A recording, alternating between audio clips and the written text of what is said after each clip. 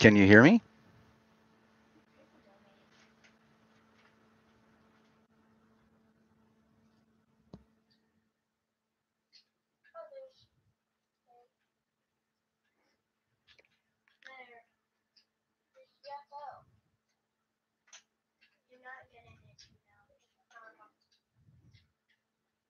Okay, good.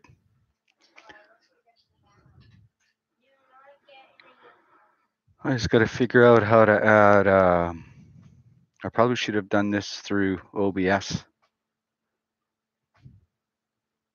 because I'm not sure how to add the window in the corner. Somebody else is in here with us. Say hello.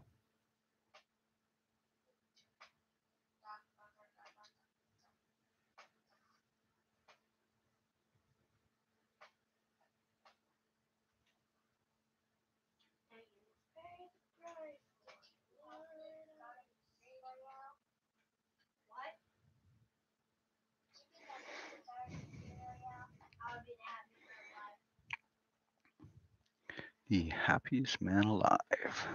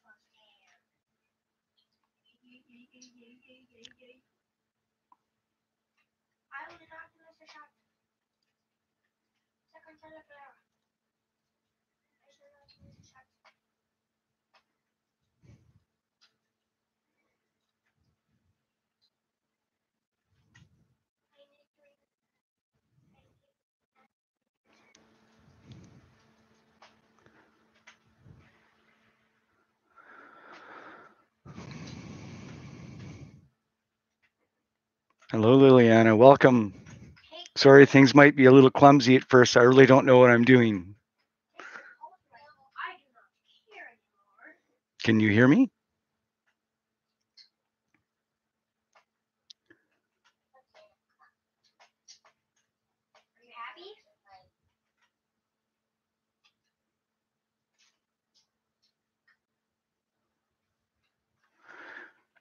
Okay, good. I don't have to type. I like that.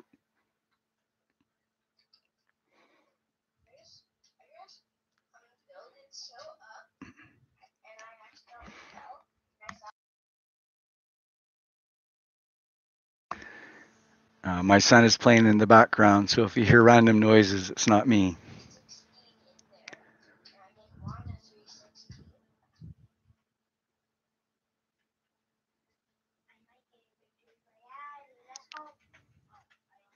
Just gonna go close my door.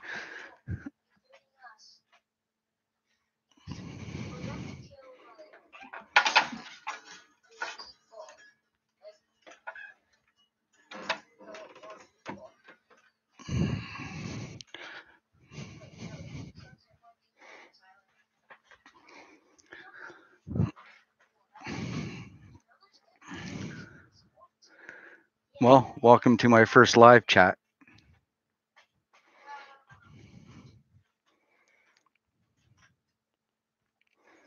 I'm gonna have to do some research because I want to be able to open a window up in the corner, so for browsing and such. But I don't see how to do that. There might not be a way.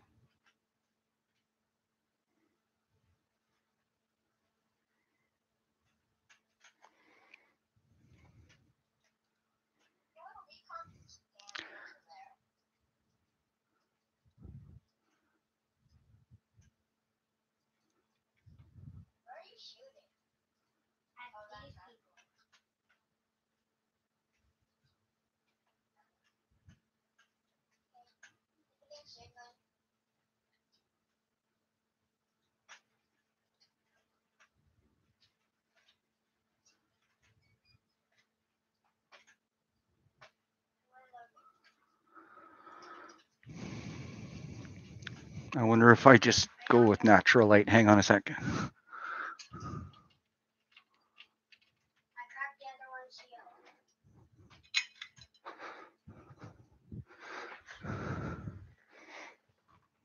Wow, I glow.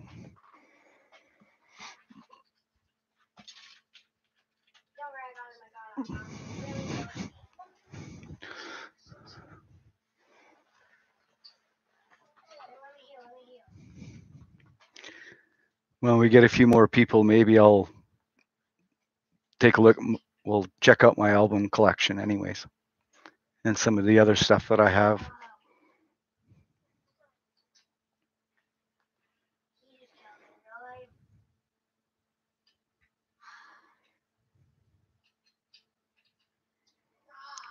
Where are you from, Liliana?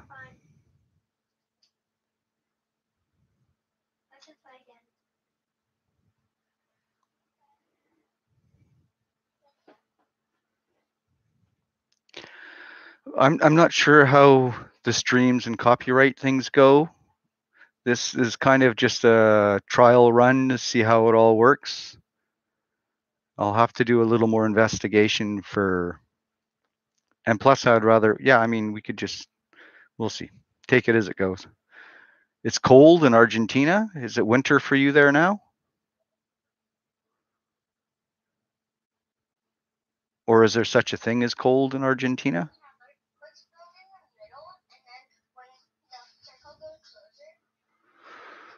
Just going to move my camera and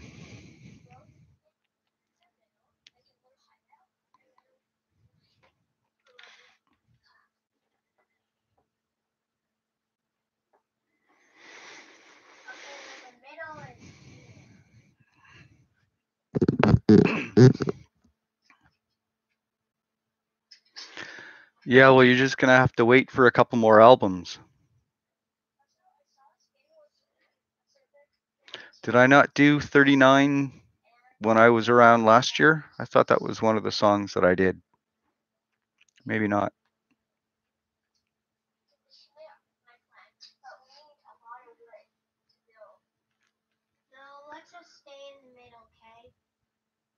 It would have been part of my underrated, I would think.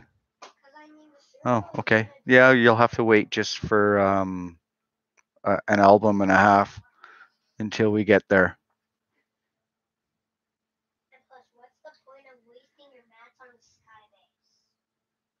Maybe you'll discover a new favorite before you get there.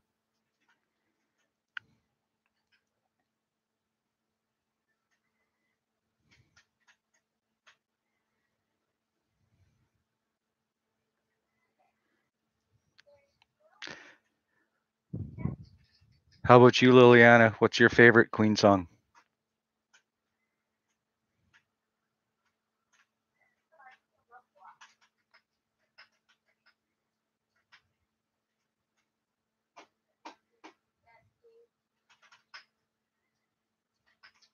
Arlen,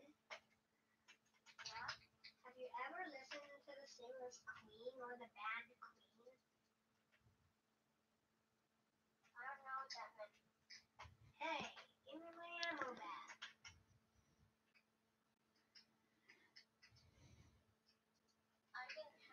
You can't pick a favorite? That's like something. It's hard.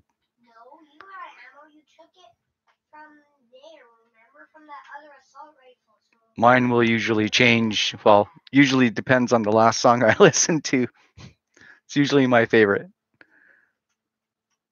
no, not 28. It's supposed to be 14. But if I was forced into a corner, I'd probably pick March of the Black Queen. Oh no, I never meant to do that. I never meant to do that. No, take it. Oh. I'm gonna switch these glasses. For the cosmic chest. Yeah, the new chests.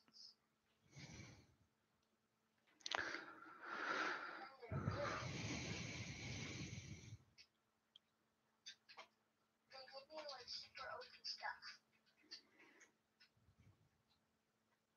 Oh, so you don't like the? But you have to Well, that's yeah. Well, anything on the black side of Queen 2 has been a favorite at one time or another. find spot. You have to find a circle. That whole trio of Ogre Battle, Nevermore, and Fairy Fellers is as good as it gets. I found it.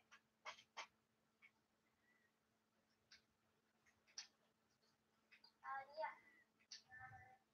Wait, we have to. Yeah. Yeah.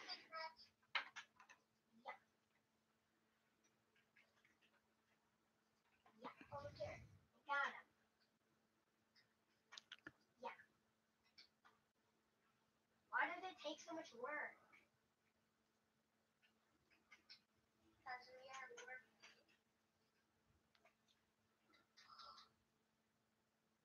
That was not that OP. Yeah, but I got a loads of XP.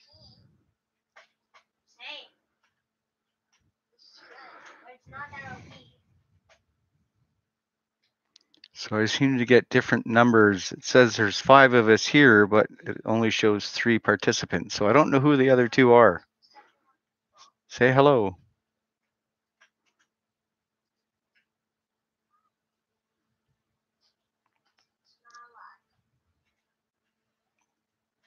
Margie, hello, how are you?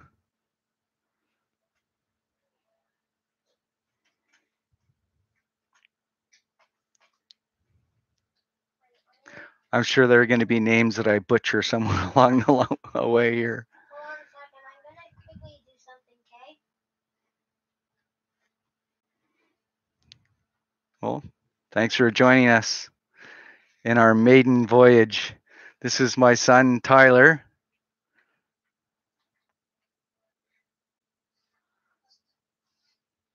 What's your favorite Queen song? Either Bohemian. How do you say it? Bohemian. Bohemian? Yeah, Bohemian Rhapsody or We Will Rock You. Yeah, that's a couple good ones. Margie says hi. Hello, Margie. Well, I guess you can read that. So, a budding Queen fan. Although I don't know if it's his favorite band yet. Yeah, Well, it's definitely not. It'll take some time. maybe soon it will be. Maybe. Yeah. Tyler, what? If it's my birthday, would you like I'm just going to adjust my camera a little bit here. Probably.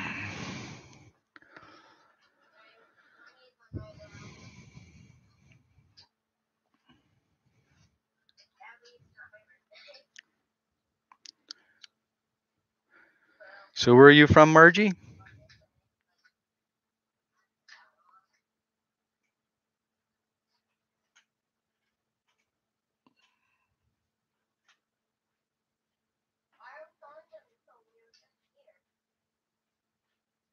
Hey, Dad. Yes. I think I would like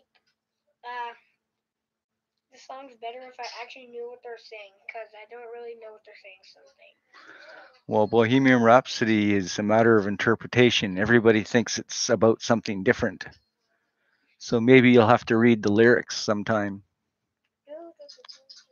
And there's probably some words in there that you wouldn't know. Probably. Yeah, probably. Yeah, coming. And by the way, why are you going out of the circle?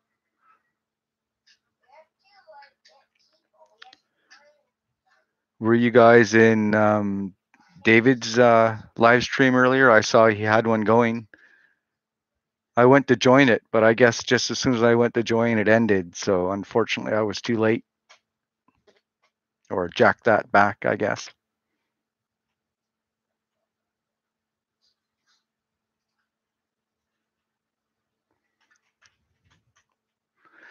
Yeah, well, the well-known songs, like they are heavily commercialized. So I know that's a knock that some people have against Queen, is their music's overplayed. To which I would respond, you haven't heard very much Queen music then. And probably not their best music either.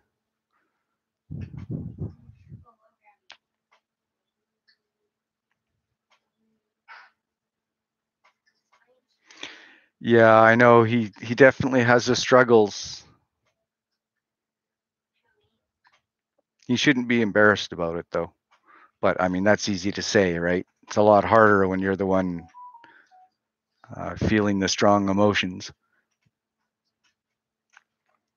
But I know historically he's had some tough times where he's had to disappear for a little while.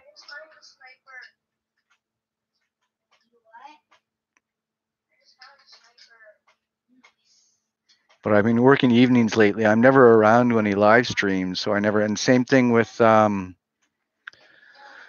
what's his friend's name that just started his doing Queen?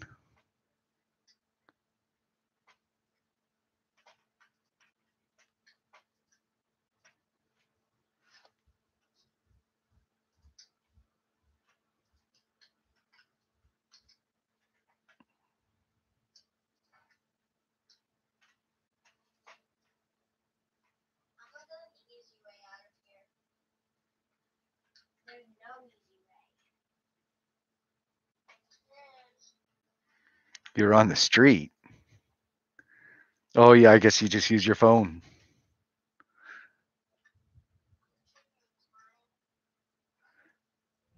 Is Jonathan the one who has the other channel that just he got into Queen? JGK or whatever?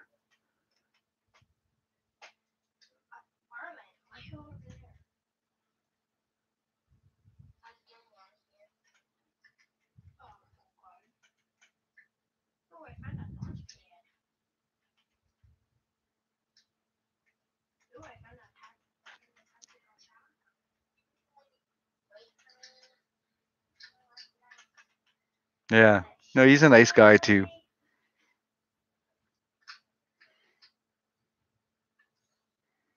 Although I have to admit, I don't like his rewind. I wish he would change his thing.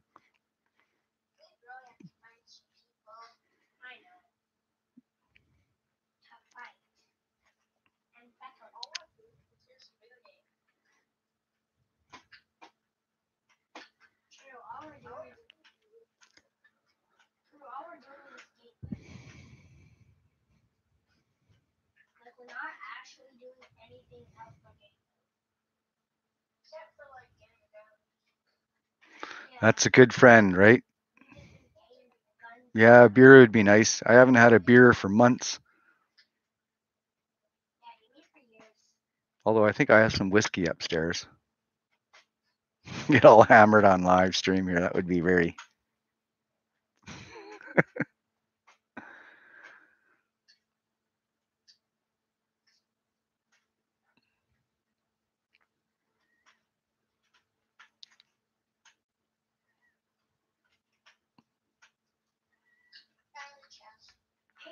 I opened that. And yes, Liliana, we are all one big Queen family. It's nice to see, you know, all these reaction channels, like however many over the last few years, hundreds of them. It's always most of the same names that show up in the chat. But we're very supportive of the band we love, so.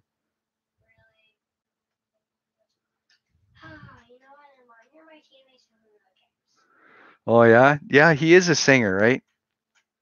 I can't sing. I won't sing for you.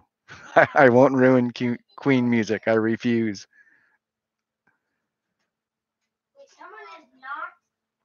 We'll leave it to the professionals.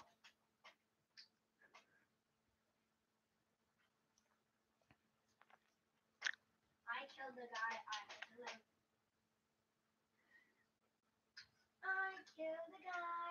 I get the loot. You'll sing, Liliana? Grab your microphone. Can you guys voice chat if you wanted to? Or are you stuck with text typing only? You have to text.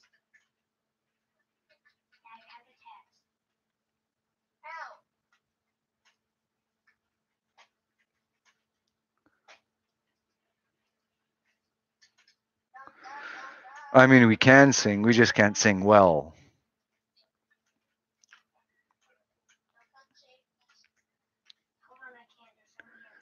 Too bad.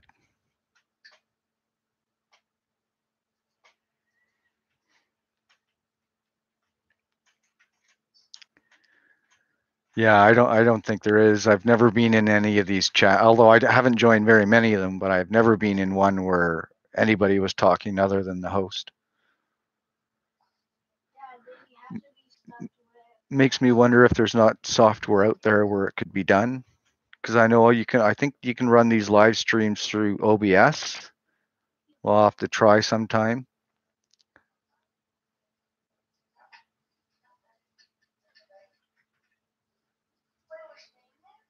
How do you invite a person live to your chat window? Message. Well, I can put people in timeouts. Oh, so if anybody's bad, I can put you in a corner.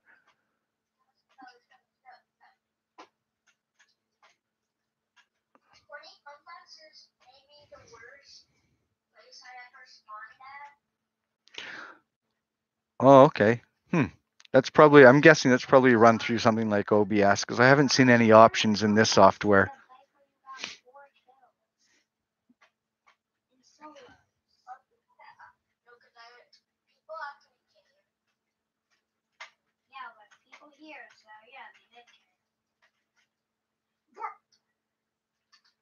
Yeah, I've just been too lazy to look it up. I've been too busy. I get home from work and try to get a video out, and by the time I get that done, it's 3, 4 in the morning, and I just need to go back to bed. Looking forward to some time off this summer for sure.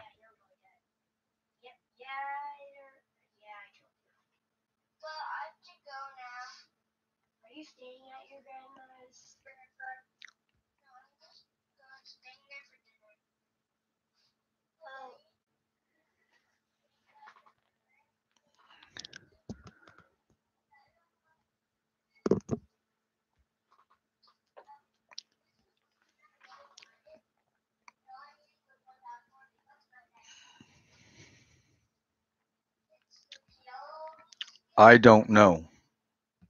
Although I do have a couple guitars here, they're not mine. It's my wife and my son who own those guitars.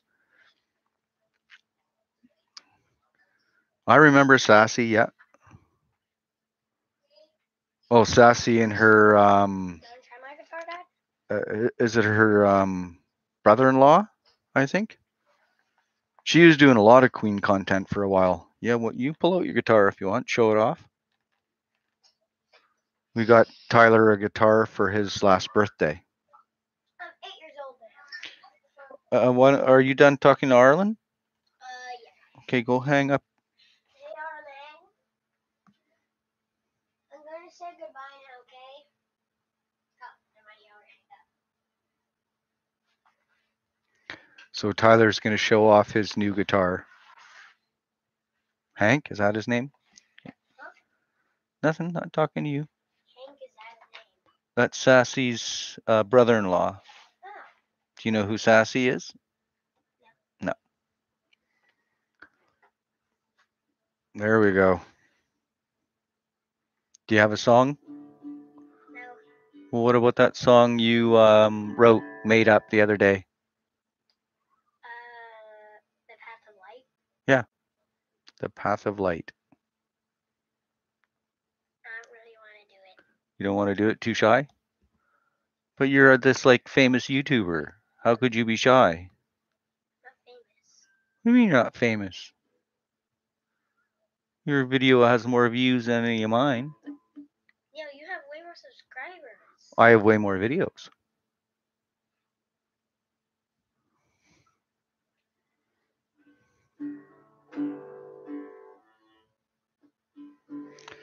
You'll need a strap for your guitar, or you'll have to pull up your seat so you can have a sit down. Here, give me your guitar. You can grab your seat. Yeah.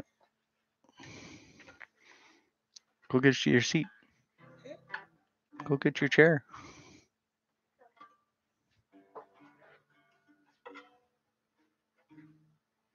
Yeah, we got him a keyboard a few years ago, and he's actually written some of his own songs.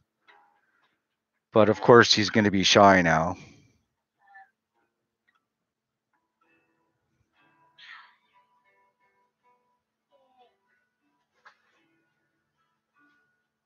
My chair. Yeah. Yeah, unfortunately, he hasn't had any lessons yet, and his birthday was June 6th, though he just got his guitar. So unfortunately, he's a little better on his keyboard.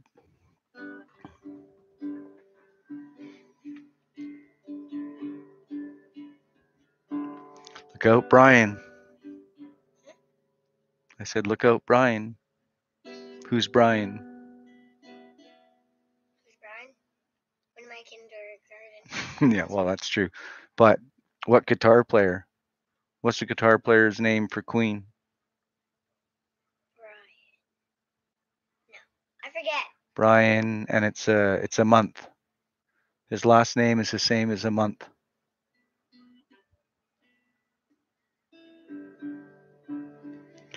Oh, he hears that a lot. Nothing. You said, oh, he hates to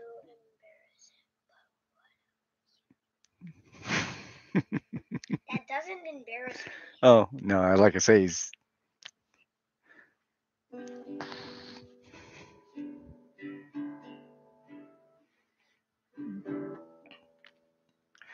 I just realized how pale he makes me look sitting beside me. I'm to arm. Let's see. Yeah. Look at it. Hey, it's been a long winter. What can I say? It's only recently been getting nice. I was out for a bike ride just before I got this started, so that's probably my first sunshine I've had since like 2019.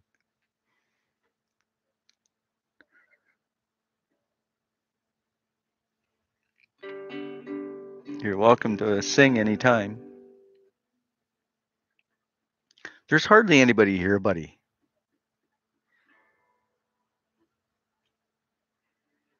Brian May.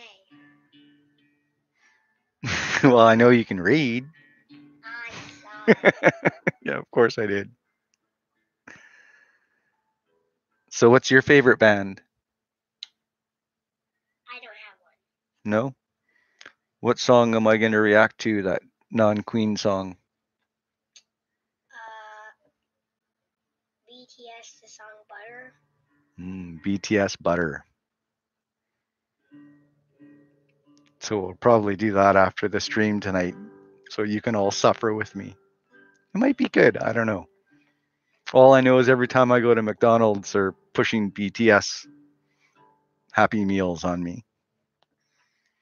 No, you're right. No, quarantine doesn't help with tanning. I'm not the best at tanning anyways. Like, I love sun, but I'm not necessarily a sun worshipper. I don't honestly, you're I trying. was out a couple weekends ago when I washed my car and gave myself a good burn.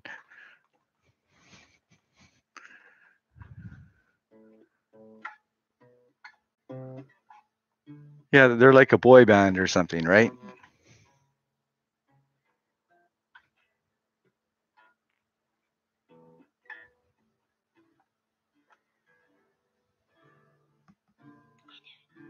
Yeah. Can I ask them, or would you have a question? You can ask them a question. Okay. Would you rather have an elephant for a pet or a tiger? Would you rather Tyler have an elephant for a pet or a tiger? No, you guys. Oh, would they rather have an elephant or a tiger? Yeah. Okay, question for you guys. Would you rather have an elephant pet or a tiger pet?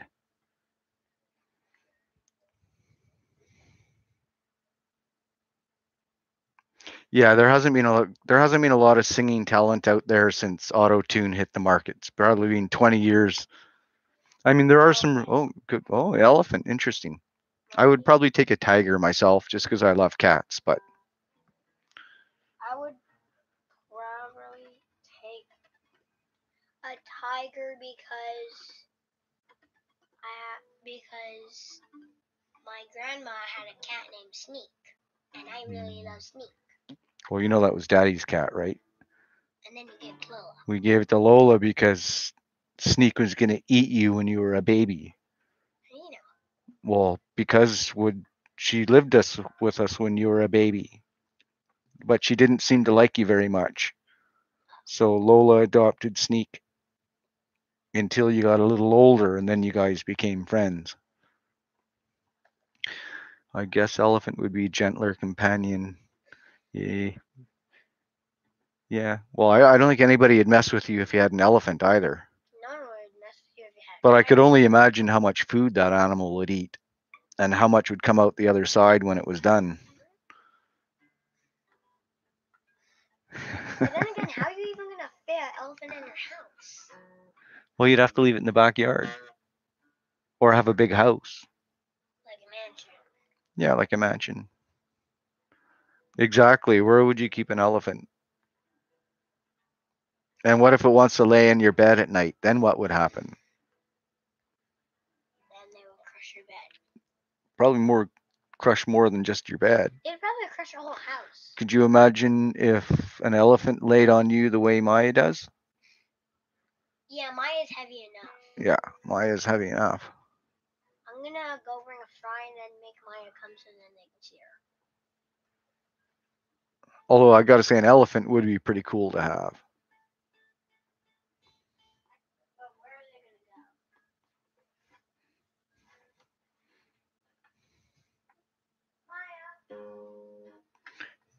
Maya. I think Tyler's gone to get Maya, I think.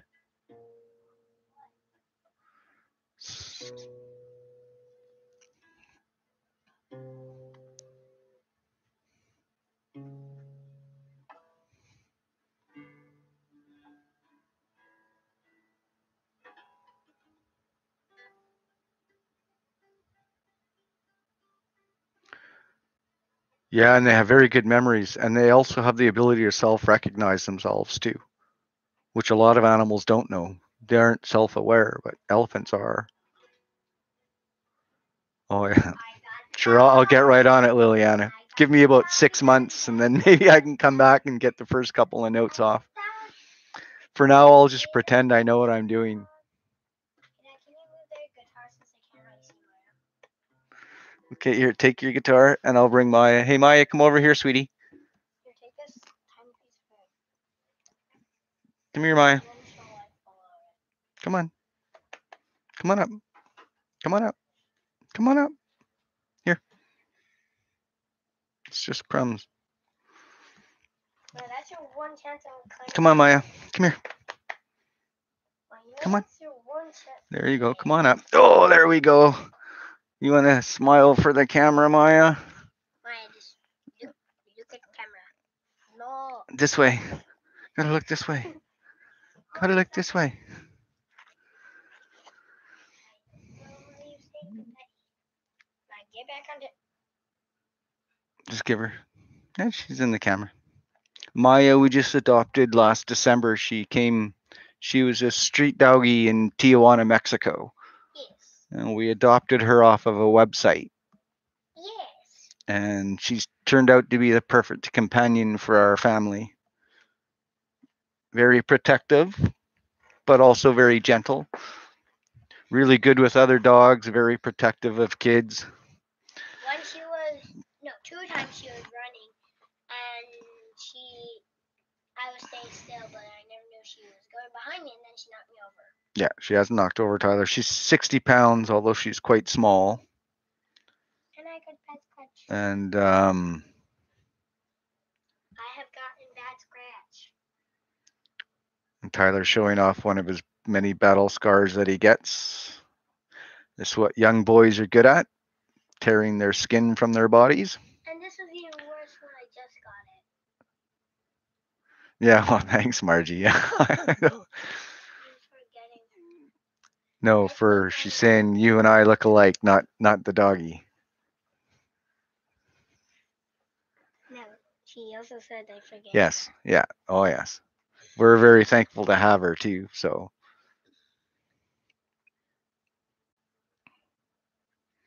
What? Nothing. Fortnite No, stream. that's don't do that because it'll be loud on the microphone. Fortnite stream. What do you mean Fortnite stream? I want to do a Fortnite stream with you. I've had cats all my life. I've always been a cat person. I like the independent streaks that cats have. I'm more of a dog person. Yeah, because you have a dog. I have a dog era, not a cat era. Yeah. But I like pets in general or animals in general. We've rescued birds and That's true. yeah, brought them in and tended to them and I miss that little one blue baby. yeah, Margie, this was just kind of like a real rough trial run. I didn't really know what I was doing. Next time I'll do it, I'll set a time well in advance. Because the only mention I had of it was at the end of that video last night, which I know some people don't even bother listening to the end. That's why I usually save my kind of random ramblings until the end. But next time I'll be better prepared. I want to do a Fortnite stream with you. Yeah, well, we're not doing a Fortnite stream here. Why? Because all these people aren't here to watch you play Fortnite. That's a nice face. Dang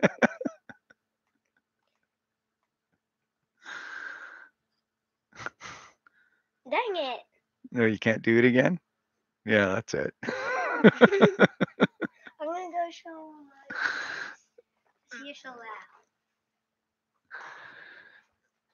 loud. Of course, more people's always.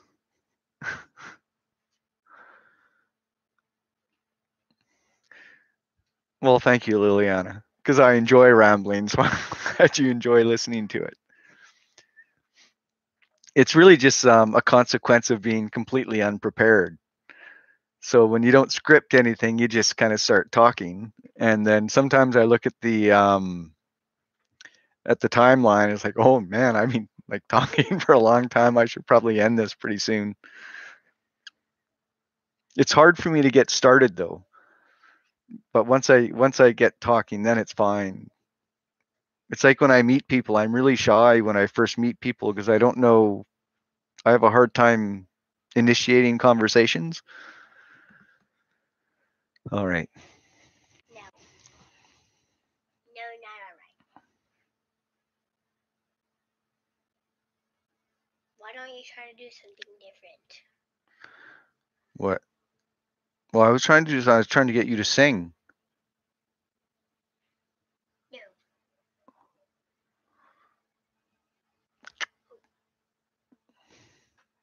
I'm gonna snip it off and I'll stick it to your forehead.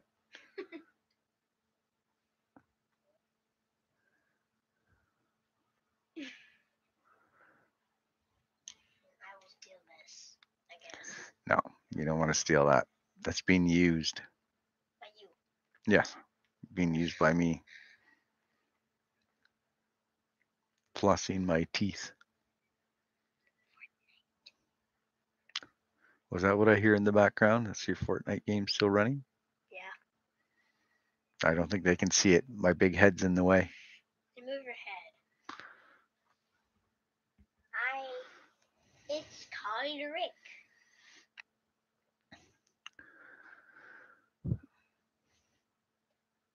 RG. Do you know BTS? I think she did know BTS, I think. Yeah, thanks for that, Liliana. I know I love watching the reactions too when I get home from work. Tyler just turned 8 on June 6th. I wanted to mention. Oh, I'm sorry, Tyler. Yeah, you're right. You should be able to answer that. But I enjoy listening to all the other reactions. But yeah, I mean, I don't. It's not a first time listen for me, so I can't pretend to be all oohing and awing over Queen songs like a lot of the others. So I have to offer something a little different, and that's usually obviously information. So I'm gonna go get something. you're up and down constantly, little bit. Okay.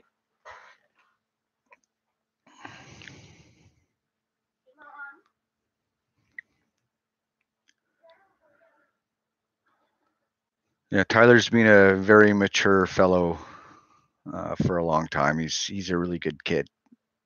He's easy to be proud of for sure. By the time he is 6 years old, he had already gotten his junior black belt in Taekwondo, which he worked really hard for.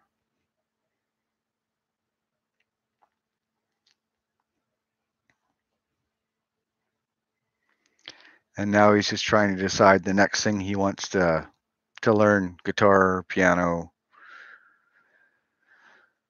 Uh,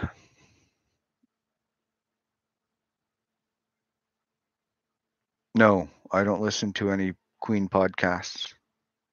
At work, I listen to podcasts, but I always listen to like more documentary type stuff, science, technology.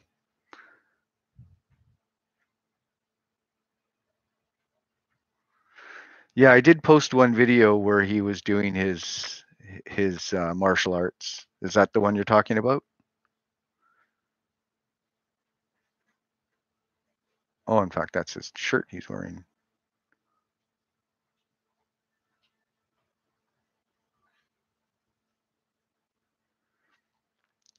I think I'm gonna be like 100 years old before I ever become a grandfather.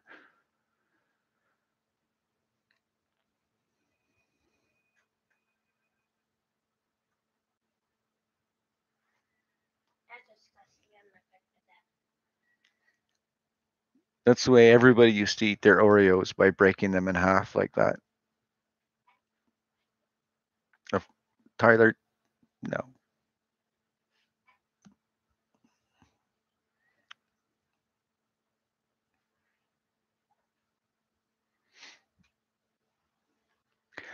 So are you getting that insane heat wave in Indiana? Or is that more southern?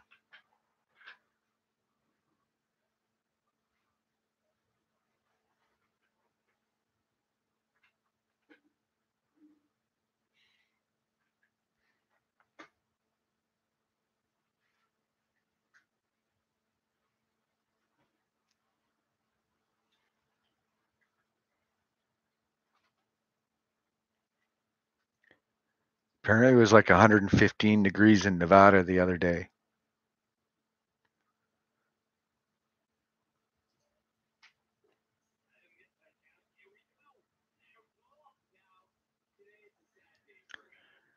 And Liliana is saying she's cold. Although I don't really know what cold is yet. How old?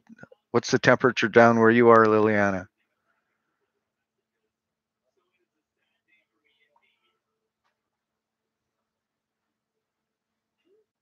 I know what your video is called. What? Queen Hangout. That's right. Oh, do you Hang see it on your? Yeah. Absolutely. I'll always take hot over cold.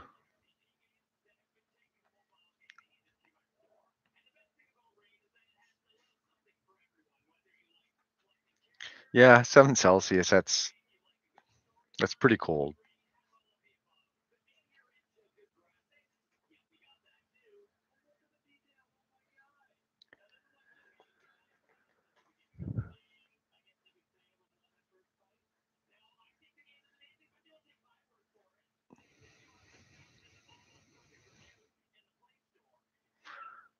Margot, welcome. Nice to see you.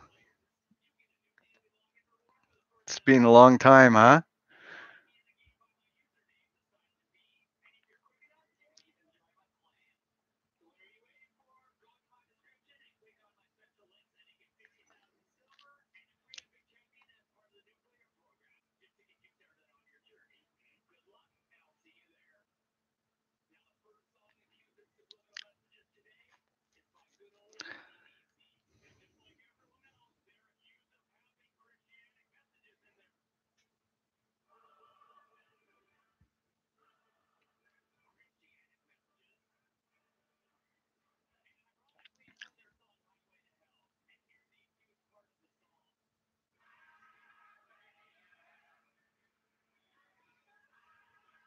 Tyler, can you turn that down a little bit, please?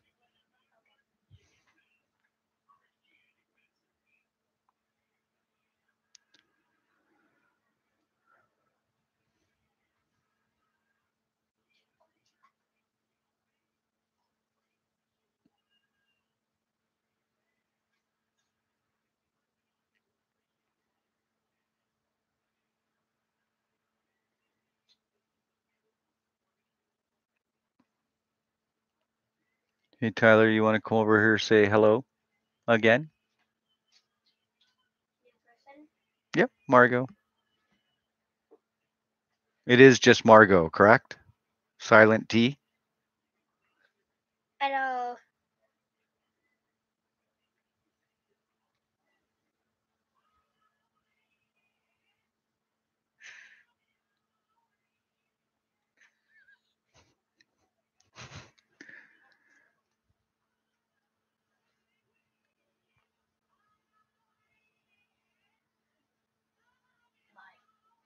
Bye.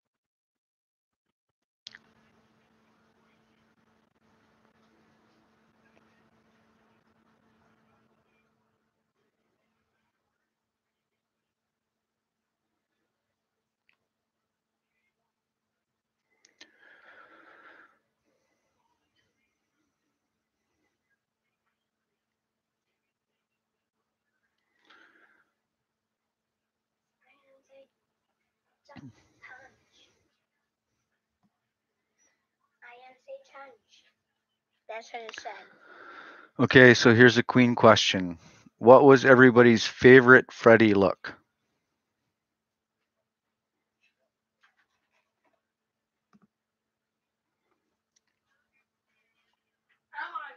Early long hair Freddy and his glam costumes.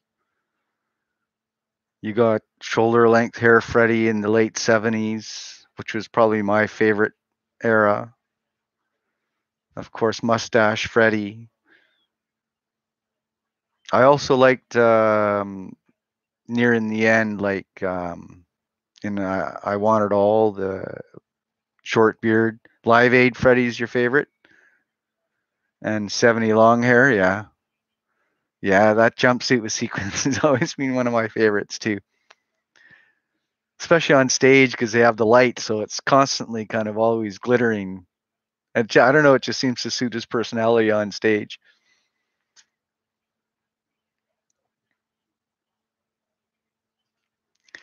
Yeah. And he turned it into such an iconic look.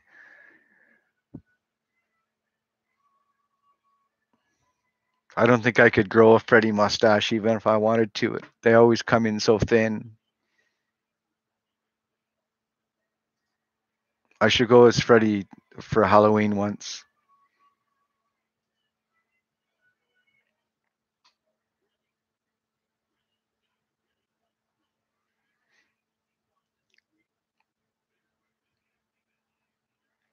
I wasn't a big fan of the 1980 tour outfit,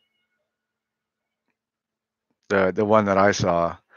The 82 outfit was good. I like that white kind of bomber style leather jacket with the black lightning bolt.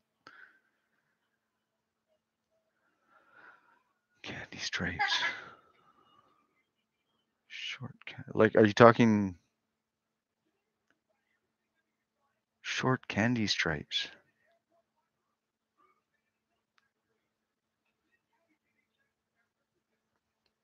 Are you talking like the t-shirt, like the thin?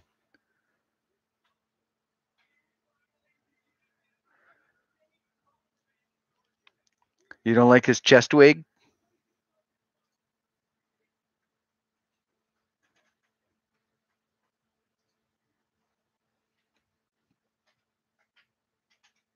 Popcorn short,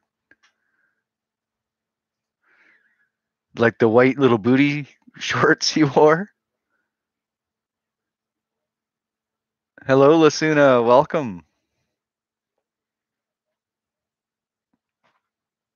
And my son with his YouTube name, Tiber Awesome.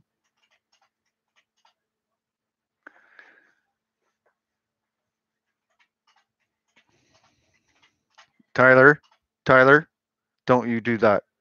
I'll just block you. I ate granola. Welcome. Nice to see you.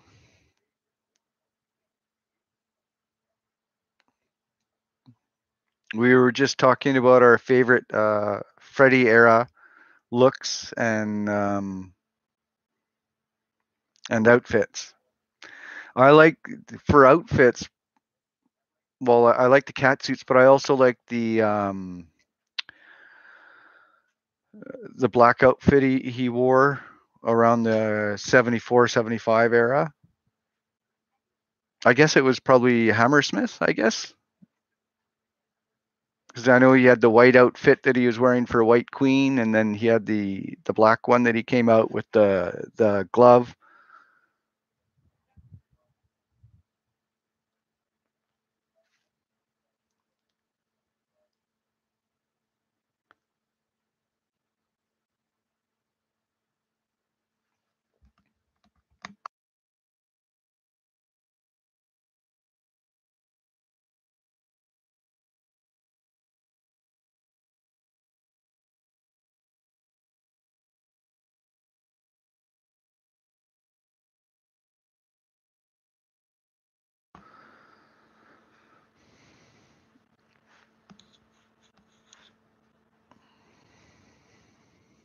Yeah, that's what I was thinking.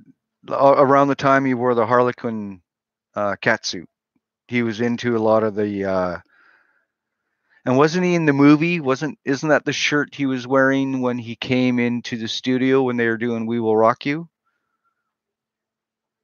Because that would have been around 77 as well, red and white striped shirt.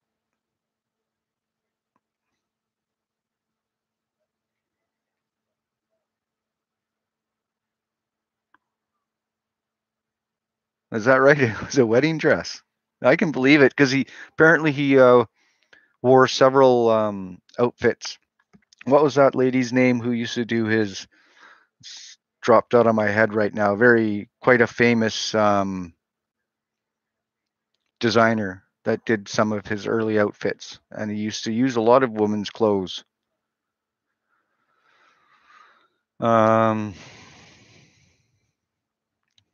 It'll come to me eventually, not right now. Sandra Rhodes, right? Thank you. I think she did most, if not all, of his early outfits.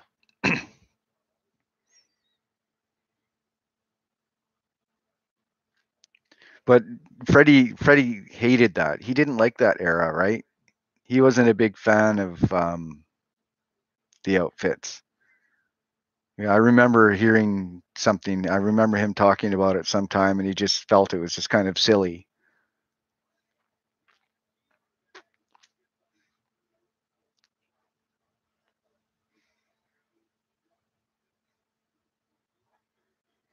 But I mean, at the time, especially in the 70s, everybody was wearing stuff like that. I mean, look at some of the stuff David Bowie used to wear. I mean, wow.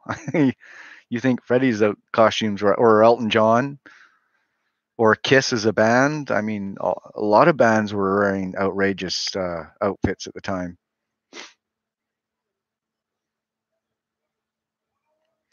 But honestly, when I look back at some of the clothes I wore around that time, I thought I looked pretty ridiculous as well. So I guess it kind of makes sense to some degree for all of us.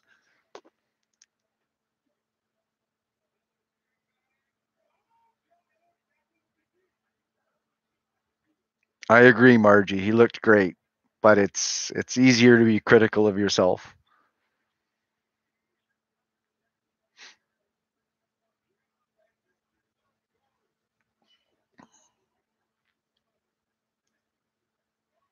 Fashion for me, granola is a pair of shorts and a t-shirt. That's high fashion.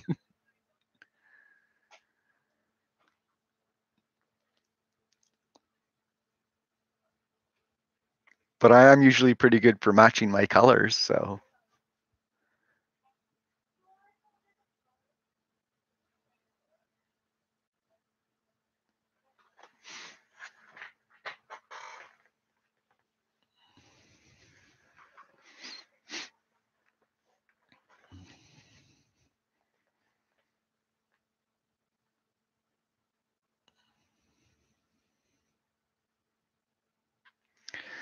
well, it was creating a stage persona, right?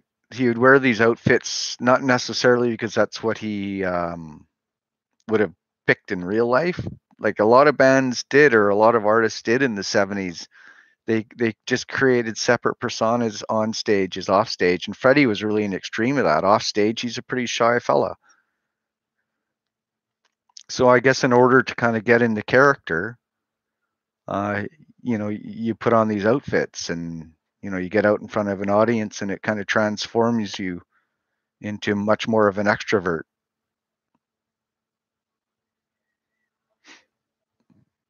You'd look good in a burlap sack, yeah, maybe.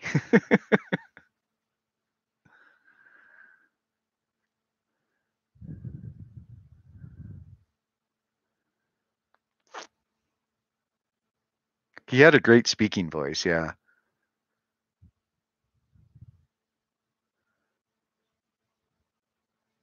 Yeah, you would never know he was shy, not by his stage persona. You could see it a little bit more in his earlier performances. Like his earlier performances reminded me a little bit of kind of Rami Malek in the movie. It just seemed a little abrupt and not quite as smooth as he became, as time went on.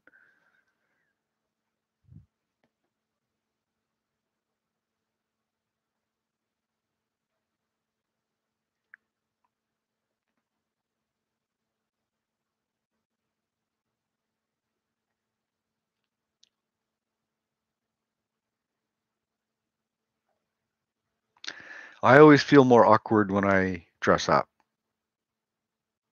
I don't know why. Maybe because I'm just not used to it.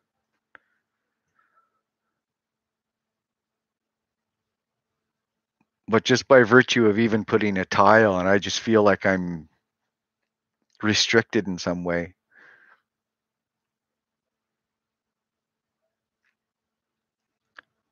I am not a fashionista. I'm more than willing to admit that. Although I do appreciate, you know, people who can pull it off.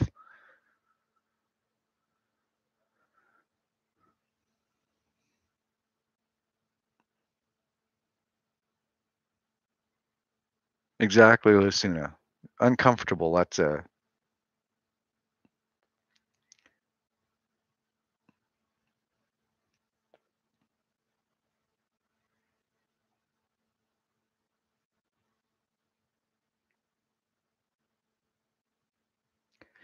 Yeah, I think his interviews changed because, I mean, our mindsets change as we get older.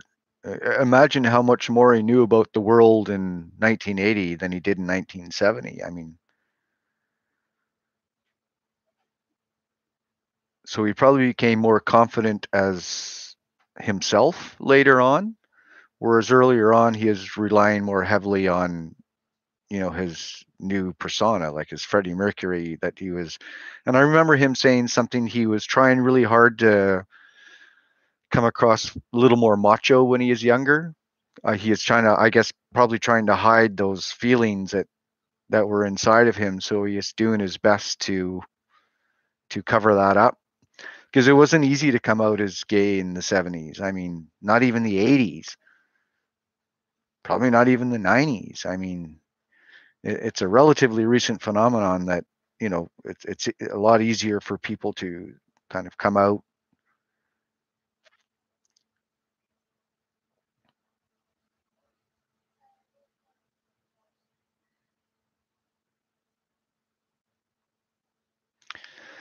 I'm not sure I remember the interview about Beelzebub, but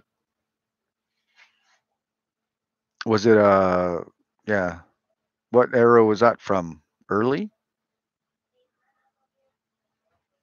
Of course, the only time I've seen Beelzebub in relation to Queen is Bohemian Rhapsody.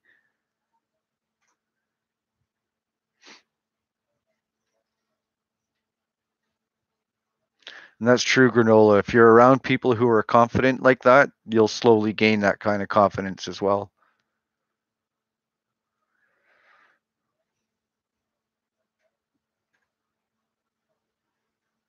Did you guys like Rami Malek? Not the movie, but the actor. Did you think he did a pretty good job of Freddy?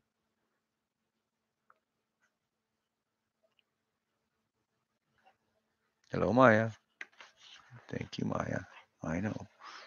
I know. Yes, I know. I know. I know. What? What do you need? Oh, oh, oh. Hey, come on. Come on. You want to come up?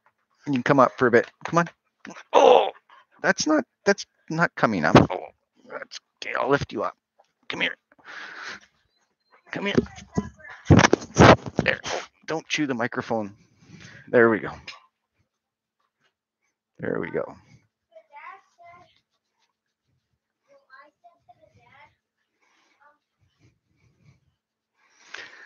Yeah, I think that would be humor is not something that an actor can really capture. I was thinking more just like I thought his mannerisms not I thought he did an okay job. I would rather have seen the movie that Sacha Baron Cohen was talking about. I would like to see them redo a movie like a Freddy movie, not a Queen movie, and not worry about a wide audience appeal and just do something a little more R-rated, which should be more in line with Freddy's life. Okay, Tyler, come on, come on.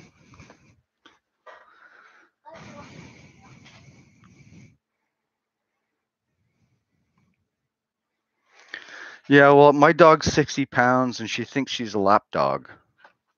She has, oh, Maya, come on. I think she wants to go outside. Hang on. Okay, there you go. Yes, that's exactly what she wanted. Yeah, I was, I, you know, I ran video stores. I was heavily into movies for a while. I don't think it was an Academy Award winning movie, but I enjoy it. I enjoyed the movie. Um, the timeline things really kind of bothered me because I felt they were unnecessary. Yeah, it's not Rami's fault. I thought Malik did a great job. I thought all the guys did a really good job of their parts. Brian May was Brian May. I mean, I couldn't believe it the first time I saw that. Roger looked pretty good. Yeah, they all looked good. I thought they all did a pretty good job playing their parts. And they're also kind of making a family friendly movie too, so they tried to keep it a little more lighthearted. So I understand why they did it. It's just, yeah, again, some of the timeline changes. It's like, why would they show Freddy come into the "We Will Rock You" segment with his mustache. It just didn't make any sense to me. They could have left the mustache off and just, lengthened the hair a little bit, and it just felt like an unnecessary change. But they're the ones who make movies. I'm not the one who made $1 billion movie. So apparently they know what they're doing. And yes, Lasuna, I missed it. It would be very difficult to really pull off Freddy in a real accurate manner. But like I say, I think Sacha Baron Cohen could do it because I think he's actually a very underrated actor.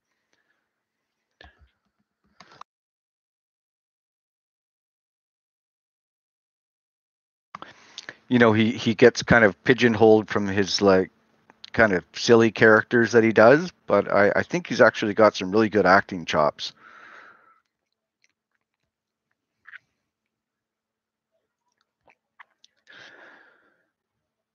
Well, yes, granola, exactly. They made a movie that was meant for mass appeal, that would attract a new audience. If they made just kind of a R-rated heavy Freddie Mercury movie, I think Queen fans might have really gone to see it, but I'm not so sure everybody else would have.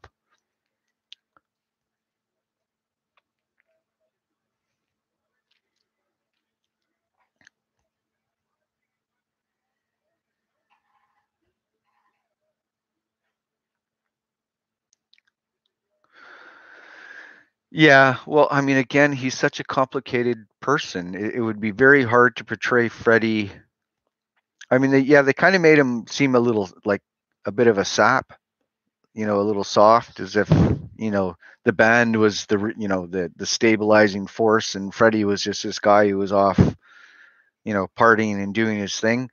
It didn't make it look like he took his music very seriously. The movie.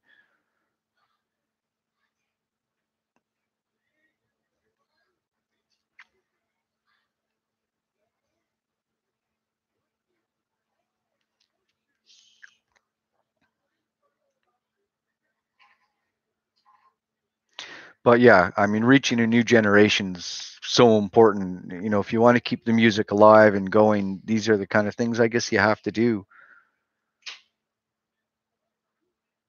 Oh yeah, I mean, if you're to do a truly accurate portrayal of Freddie's life, it would be maybe triple X rated.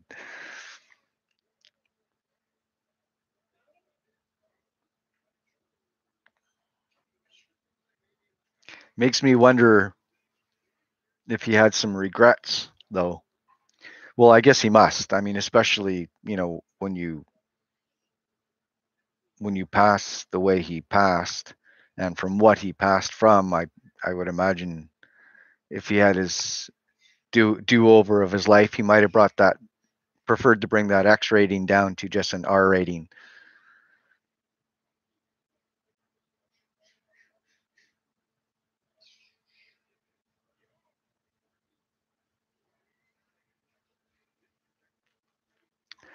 Well, I mean, Roger and Brian were there every day on the set, so yeah, no doubt they're going to make themselves out in the best possible light.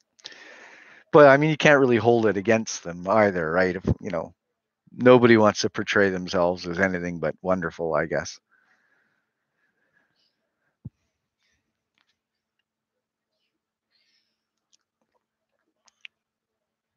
But us Queen fans, we know.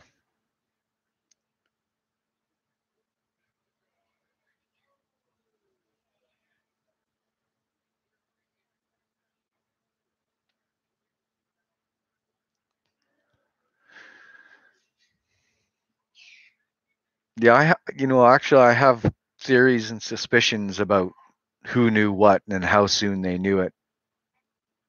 Like I know he was diagnosed in '87, but I think he, or at least suspected long before that, because he made a very, very abrupt end to his partying lifestyle around '83, '84. So I suspect he already had suspicions then.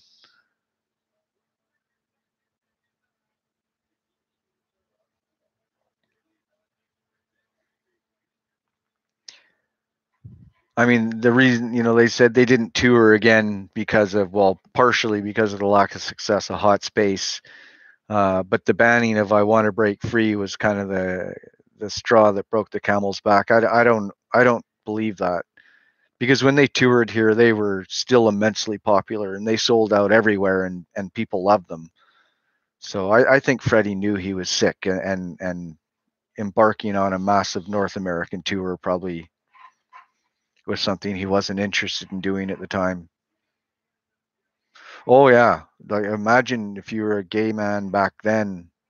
Um, they were probably all absolutely terrified.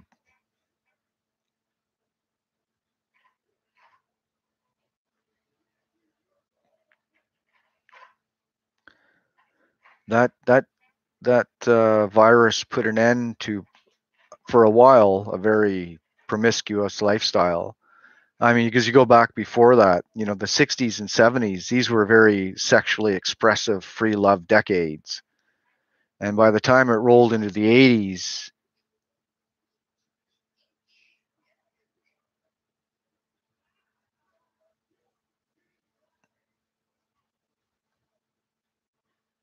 it would be terrifying. Just look at how terrified people were of COVID. Now imagine something, that will kill you.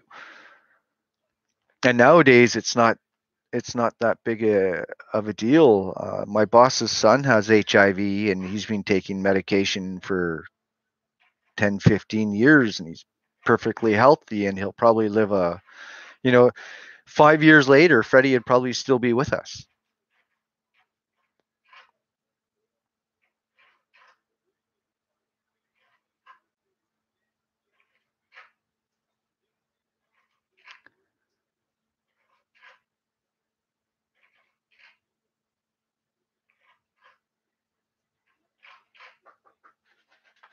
Hey, Tyler. Okay. I know who it is. Well, I think the fact that he never gave up, the reason for that is because he was so scared. So the only way he could not focus on this virus was to, you know, focus on something else, which of course was music.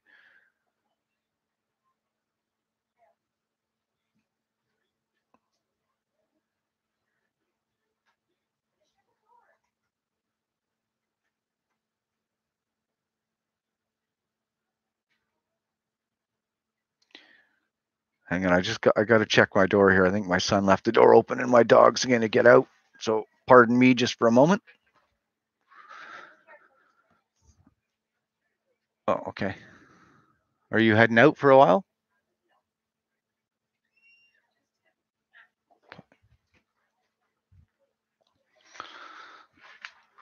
All solved.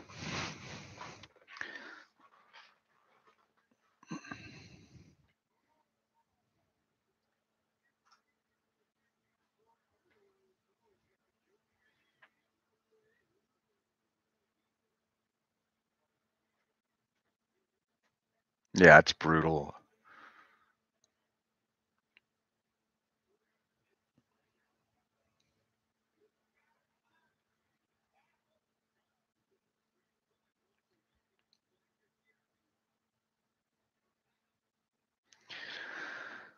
All right, I need a moment. My son's gone outside and he's left his computer going and the door open, and the life of an 8-year-old so carefree.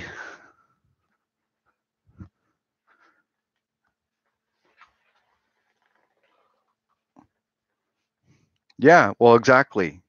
There was that fine timeline. If it was just a little bit later, Freddie would probably still be with us.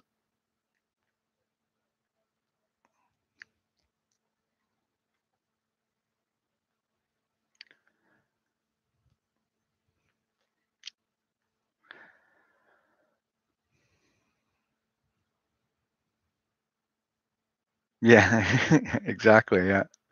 Except for I think I'm gonna go change it soon.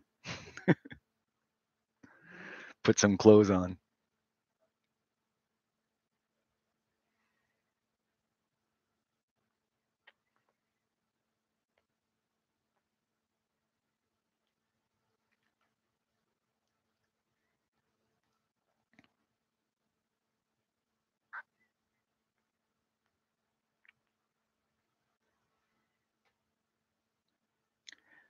It's amazing things that can break up families and relationships.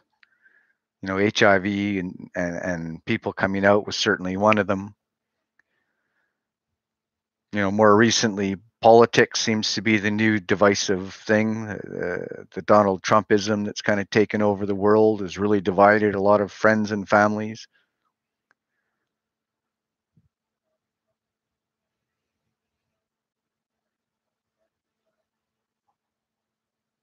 Well, it does look like Tyler. Oh yeah, it is. Yeah, free Tyler. Yeah, he's my prisoner.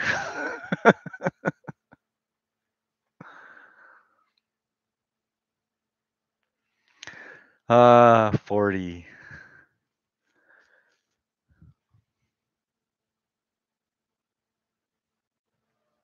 Actually, 40 is a horrible time for me. I prefer my age now.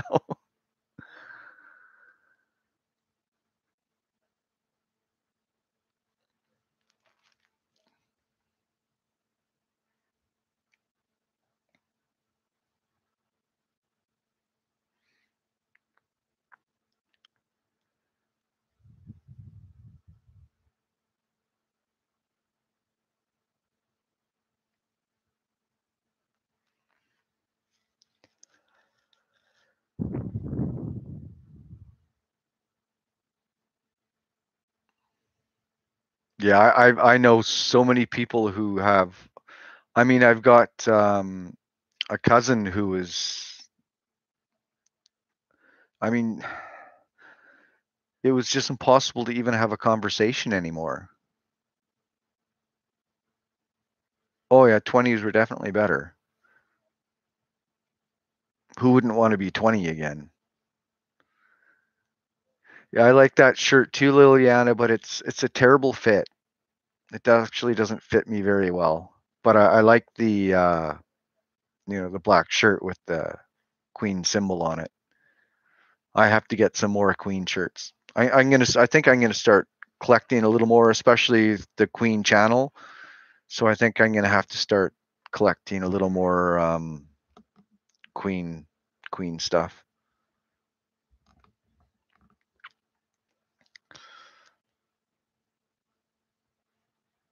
I'll have to request some stuff for my upcoming birthday.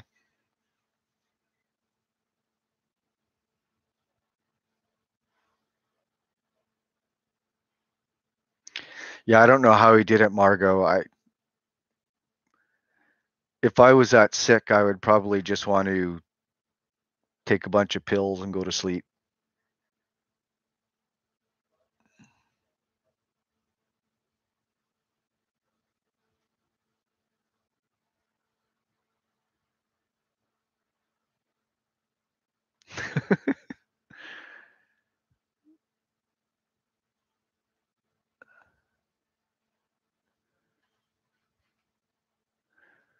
Hello, Mark. Welcome.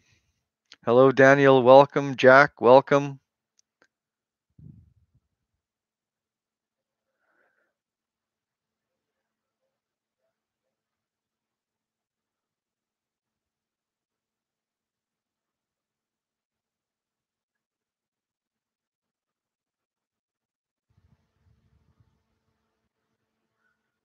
Yeah, 77 was a great year for Queen.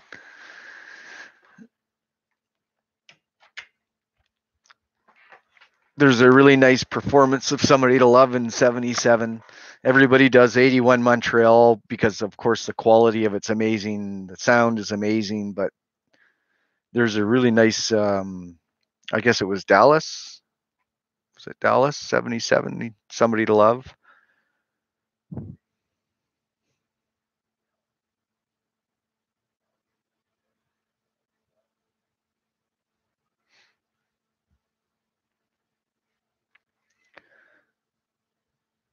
You're from Poland, Jack. Nice. We've got a meeting of the United Nations here.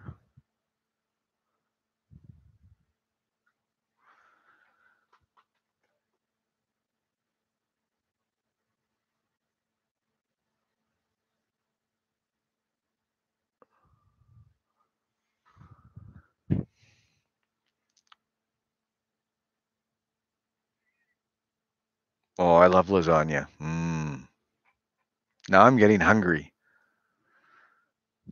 Might have to order food. I think I have a kitchen here somewhere. I'm not sure. I think that's a place that I keep my cold drinks.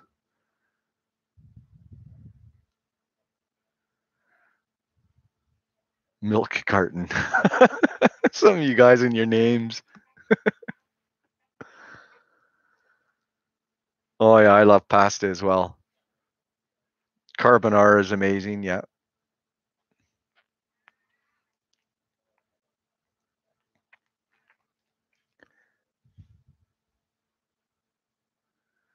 So, Milk, how far are you from Garden Lodge?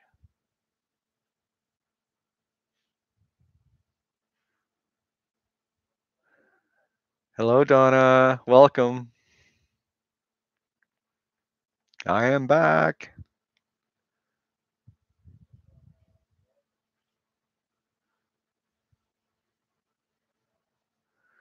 What do you mean performed in your shop?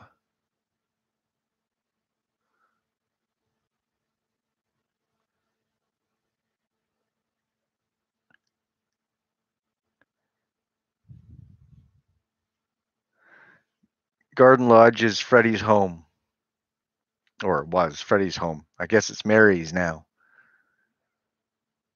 Yeah, that was what's his name? Oh my goodness. He did a lot of Queen reactions. He turned into a real fan.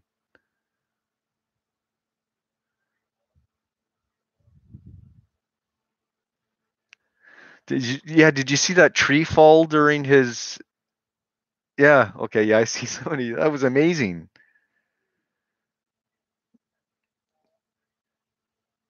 Hap 3 speaks or something was yeah, Hap, yeah.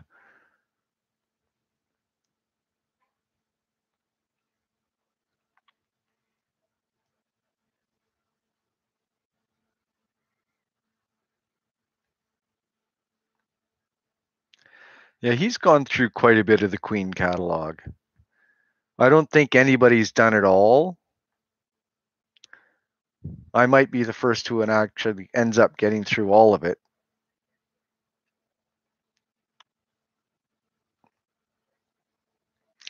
And another reactor I like is a guy who does mostly just the albums. Prince Shanghai. Does anybody ever seen this guy?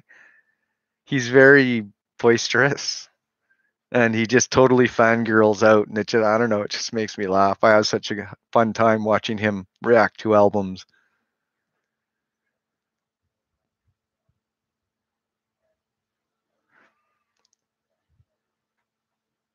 Why does Adam Lambert exist?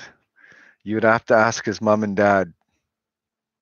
I don't mind Adam Lambert. I've softened on him a little bit. I don't think anybody can replace Freddie, but he's helped keep Queen music alive and helped introduce it to younger people. So I can't hate on the guy for that.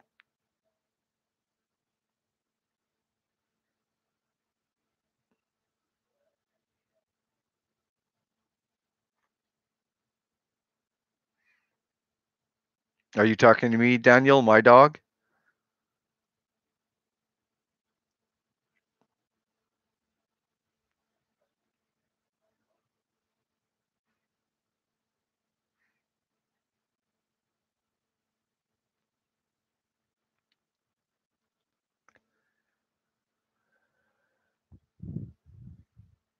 Well, I remember seeing Adam Lambert the first time auditioning on American Idol. And yeah, he did Bohemian Rhapsody, which not too many people can pull off, especially the way he did it.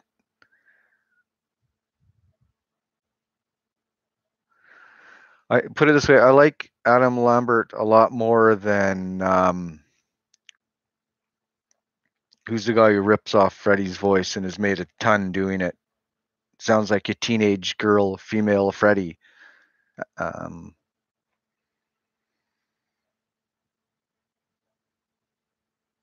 because at least Adam Lambert isn't trying to be Freddie. He's just trying to be Adam Lambert.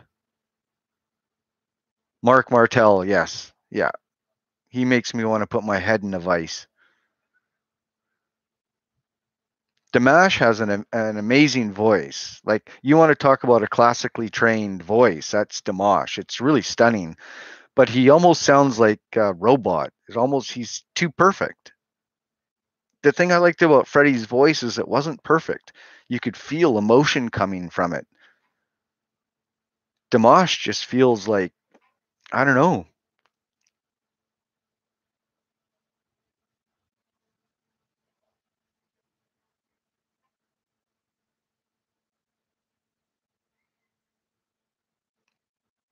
Yes, a wet rag, that's a good descriptive. Yeah, and plastic for Dimash, that's also a very good descriptive.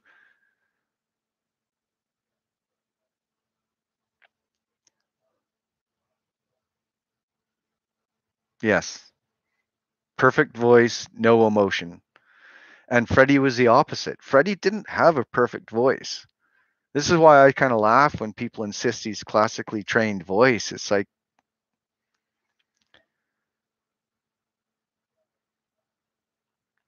I honestly haven't listened to a lot of Queen cover stuff. I'm really protective for some reason, and I've been overly protective in the past with Queen music.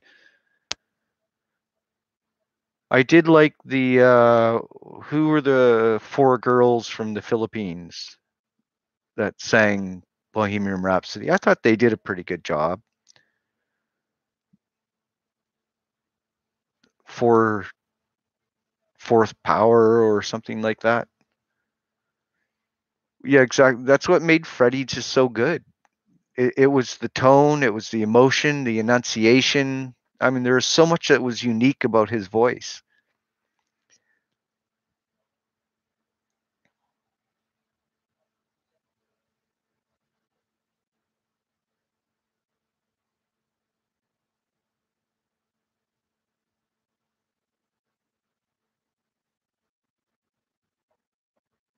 Yeah, perfect imperfections. I always kind of make that joke that when I'm perfect, and even when I mess up, I do it perfectly.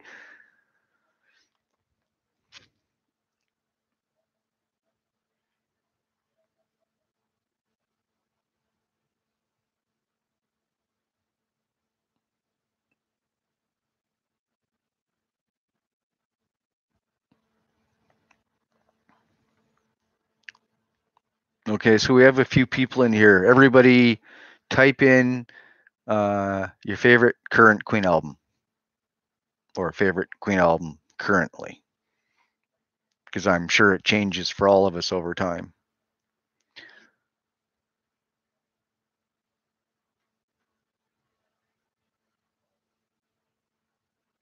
Yeah, it's a good choice. Queen 2, yeah.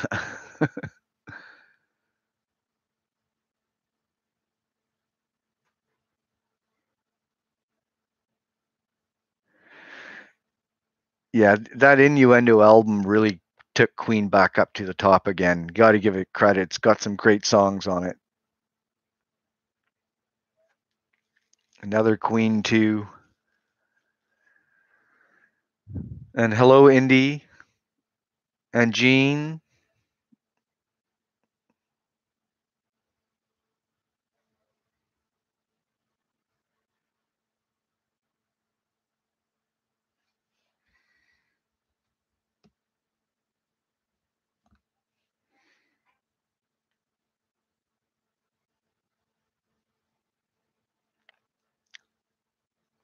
The only thing I don't like about the greatest hits is I think it's missing out on some of their best music.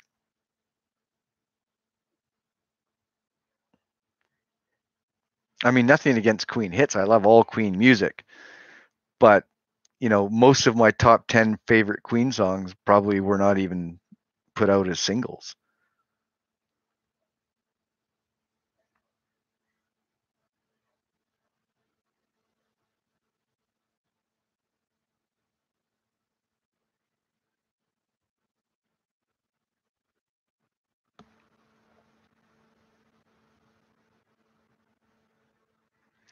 So now that we have a few people here, I'll pull out some of my goodies. I don't have a lot. I have a very, very small collection of Queen stuff.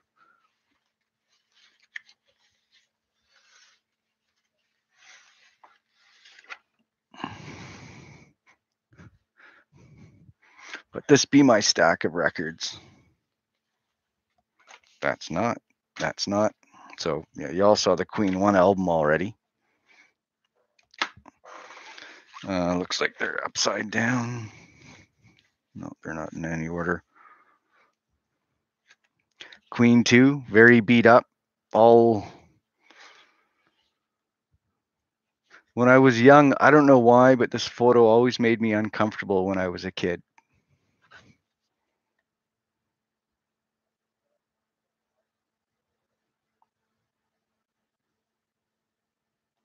Still Roger Meadows Taylor on this album.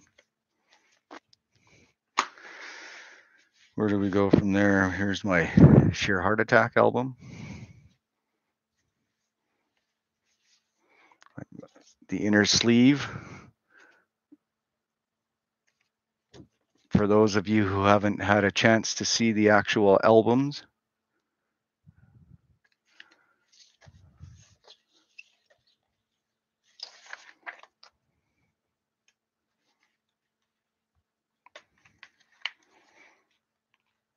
I don't remember if Queen 2 had an inner sleeve.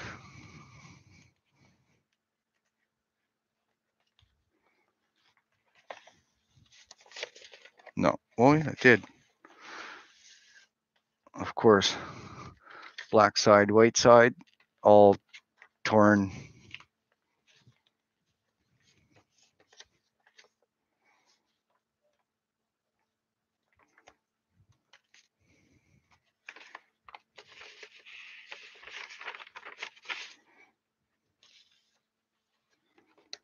You can tell some of these old, even the paper is really dry now.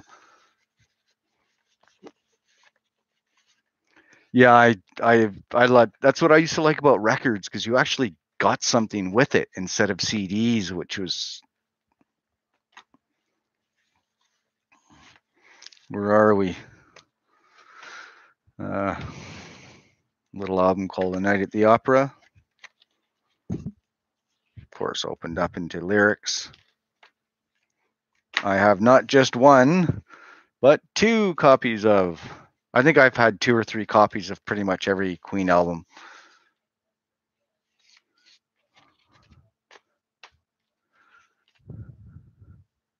Yeah, I was always fascinated by the black side, white side thing as well.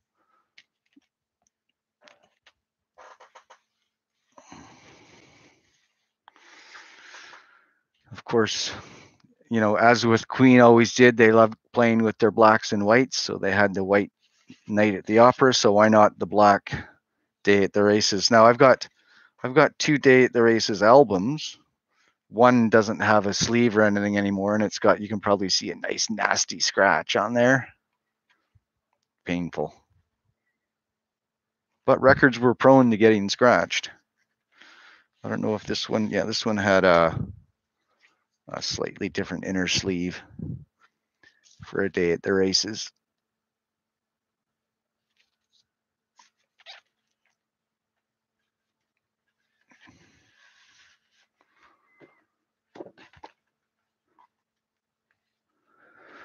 Yeah, I like the fact that I got odd Queen 1 album. Everybody I know who has one or had one, it was always purple. So like I say, I'm pretty sure it must have been just Canadian release.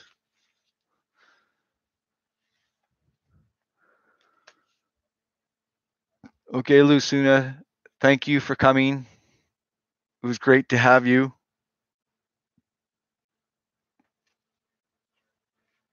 It does have character, Donna. There's a lot of there's been a lot of character with these, believe me.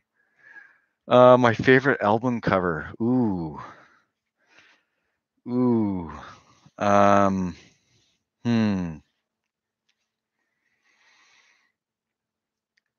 Maybe A Day at the Races. I like the simplicity of it. the black cover and then just the Queen crest.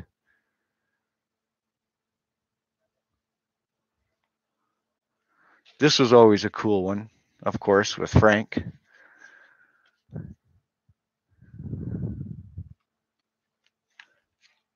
See you soon. I don't have the inner sleeve for this one anymore.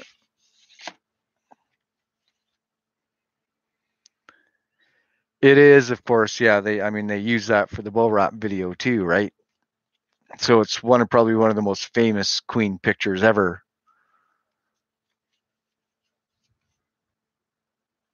Yeah, I just recently came across those Funko Pop things. In fact, for my birthday, I set up a wish list for Amazon, and I added a lot of that stuff. A lot of those Funko things. So where do we go from there? Jazz, of course. I'm missing the best part about this album, of course, which was the nude bicycle race insert. I thought my brother might still have it, but again, the black and white theme. And I always like this picture on the inside. Nice big photo of the studio. See, this is something you can't get with the CDs. Is a nice big picture like that.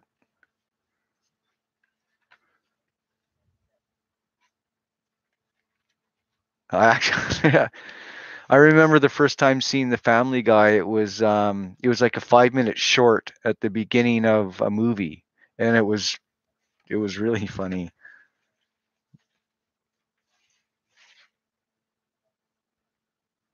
And they even had normally they would have just the record label print in the middle, but this is one of the first Queen albums that was more personalized. No, I mean, I don't know. I'm sure somebody probably stole it or that, for obvious reasons, that poster got passed around quite a bit for people to look at. So, yeah, I don't know what happened to it. I don't know. My brother might still have it. I'll have to check through his stuff and see what he's got. So what are we up to here? We're up to the game, right? Where's my game album?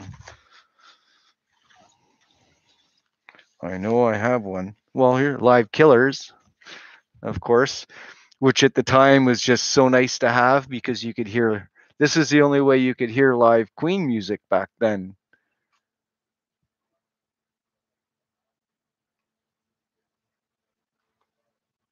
Unseemingly. Maybe. Not for me, though.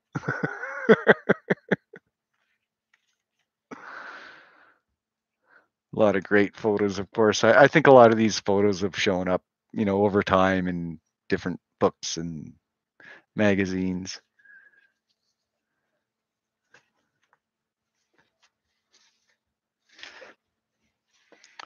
But I just noticed there's a record missing out of my. I've only got one. There's another one that I think it had a red label. It might be in one of the other cases. I actually haven't gone and looked inside these albums for a long, long time.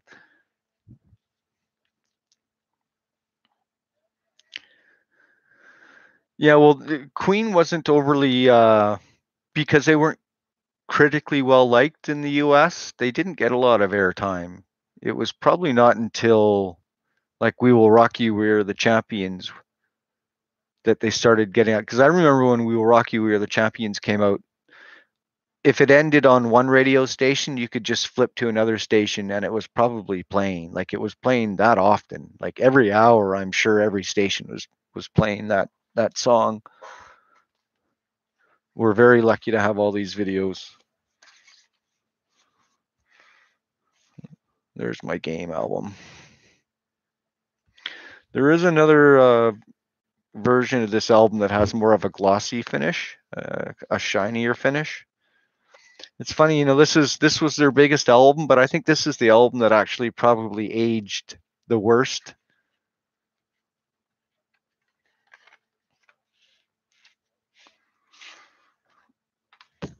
But again, lyrics.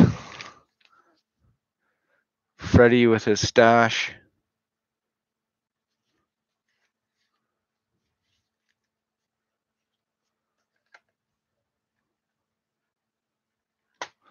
Oh, you're not far away from me, Granola.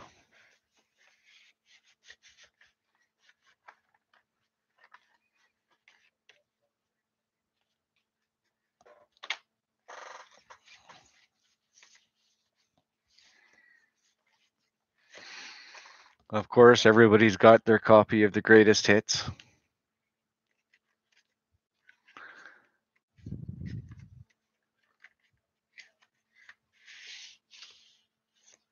And I like how they had a little album breakdown that all the songs came, or the song breakdown and the album they came from, with a little photo of the album, which I thought was kind of cool for a greatest hits. Hello, Silver. Hi ho, Silver.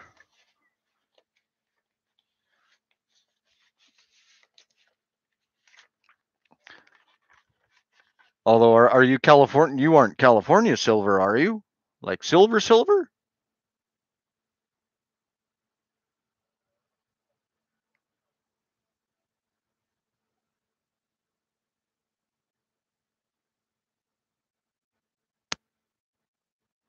How are you, my friend?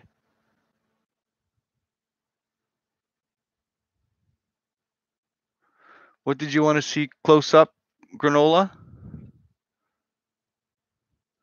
Wow, that's awesome. You just totally disappeared off the face of the earth. I hope you're keeping healthy in your family.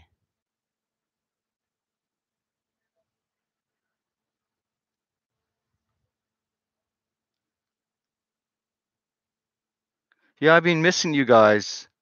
Bernice and I have talked about wanting to get back to California, but then of course COVID hit, and nobody's going anywhere, right?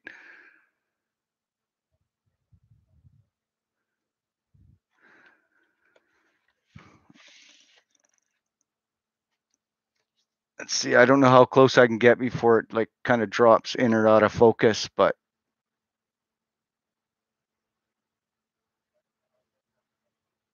I think it'll probably just. I don't know what part you want to see. Do you just want to see the whole sleeve like this, or are you hoping to be able to read it?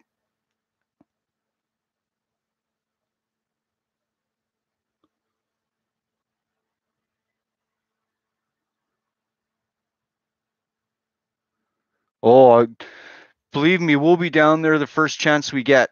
We've been aching to get away. I haven't even had any holidays since we left. I've been like busting my ass for 2 years straight here. So I wanna get out. I wanna be in the sunny California weather again. And okay, I can't really read in these glasses. Yeah, it just says who we are the champions. For instance, it says by Freddie Mercury from the album News of the World and released in October 1977. Produced by Queen, assisted by Mike Stone, with We Will Rock You, Queen's first #1 in America. So that's just basically Somebody to Love by Freddie Mercury, released in November 1976, simultaneously with the album A Day at the Races, produced by Queen, a good example of Queen's complex vocal arrangements, this time in a gospel style. The choir effect produced by multi-tracking the voices of Freddie, Roger, and Brian. So just short little write-ups like that.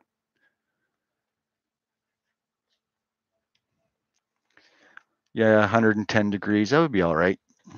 I'm fine with 110 degrees. Just got to put a lot of sunscreen on my pasty white skin, or I'll be a tomato by the end of the day.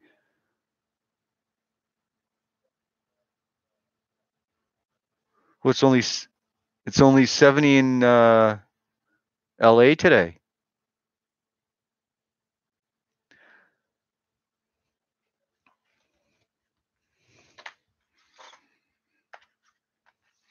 for those of you that don't know Silver, he used to have his own YouTube channel where he did a lot of Queen stuff. And we used to love to join him for a drink in the evening. It was a nice laid back channel. And yeah, there's some good times. And, you know, this is where most of us met, of course, was probably through Silver's drinking channel.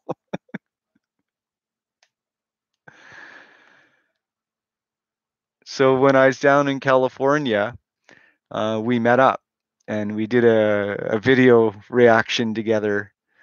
Did we do Millionaire's Waltz? And then I know we did that other little non-Queen song that used a lyric, a line that Freddie sang that they borrowed. And I can't remember the name of that. That was...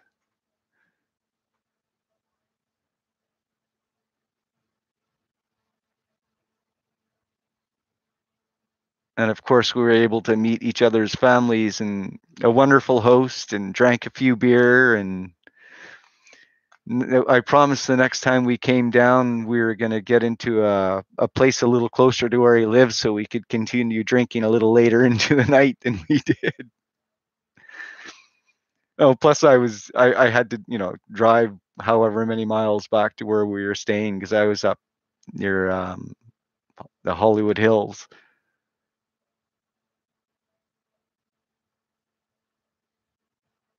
Yes, his niece, yes. Yeah, absolutely. A weekend as long as we can get, my friend.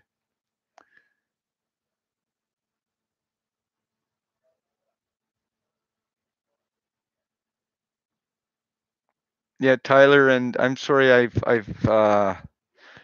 your little niece's name is not coming to my head right now, but her and Tyler had a great time.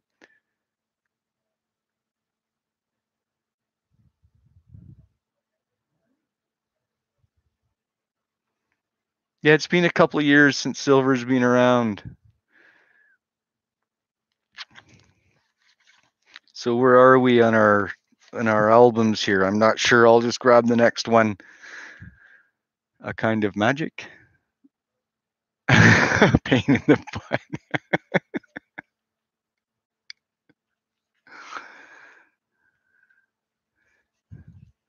This one's got the big colorful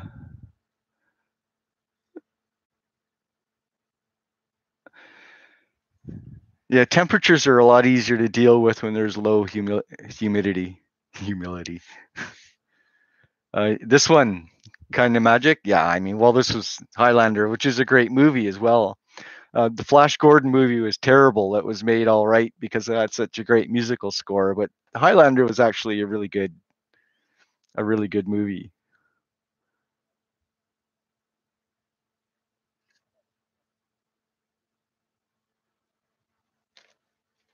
And speaking of Highlander, as I mentioned before, I used to manage video stores and I used to help with the purchasing of movies. So every once in a while, I'd get an opportunity to meet a studio executive or something. And I met one and he found out that I was a Queen fan and we got talking about the movie Highlander. So the next time I saw him, he sent me I wish it was for the first Highlander. I would have died to get that, but he sent me some pre-production notes from the Highlander 2 movie.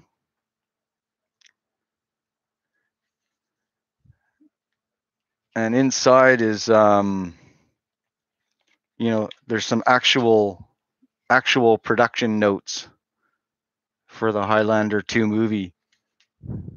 The TV series was actually pretty good.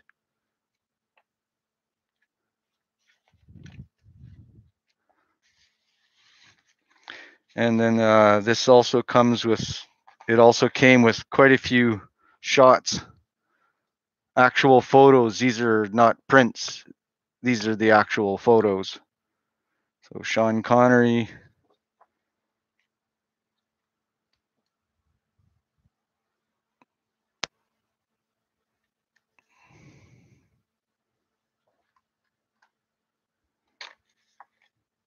Some photo colors.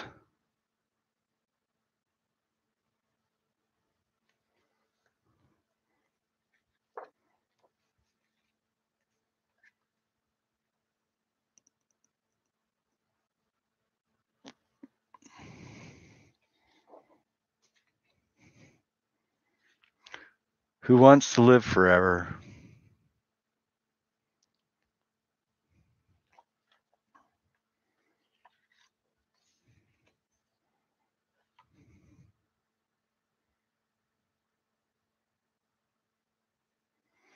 Yeah, it's just this is one of the like this was totally a score and a half for sure. Like I said, I wish it was for the first, but the fact that it's it's a real, it's original stuff. Like I say, these aren't just posters. I mean, you can even see from the film. Oh, you probably can't see it. The watermarks on the back. It's actual film print.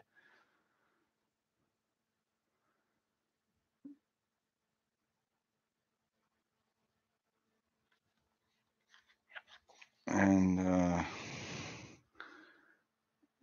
finally, so yeah, when he sent me this, I just about died. I mean, I couldn't believe it. It was like felt like the luckiest day of my life when this showed up. But I guess that just goes to show when you have good relations with people, sometimes they can really make your day. But definitely one of my prized possessions. That's another Queen album. Here we go. Of course, The Miracle, which has got that kind of creepy. I'm not sure how much I like this photo, to be quite honest with you. And it doesn't get any better on the back.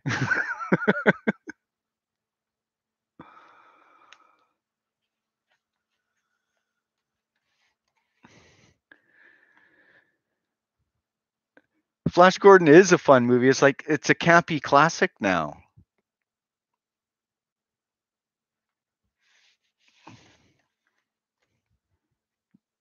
Always like that picture of the band looking like some respectable fellows. And then the back just has lyrics, very small print.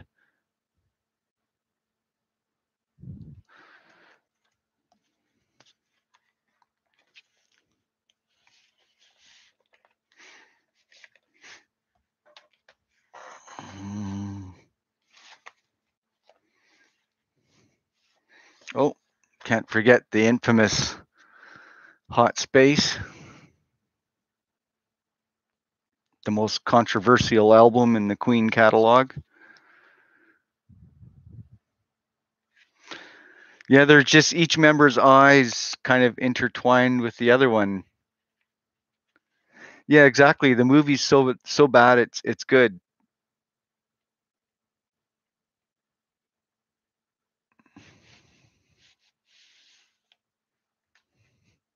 I did like the inner sleeve for this. I thought that was kind of cool. I used to do silk screening when I was younger, and this always reminded me of something you would do, silk screen and put that onto a T-shirt or something. Yeah, very Andy Warhol for sure. Yeah,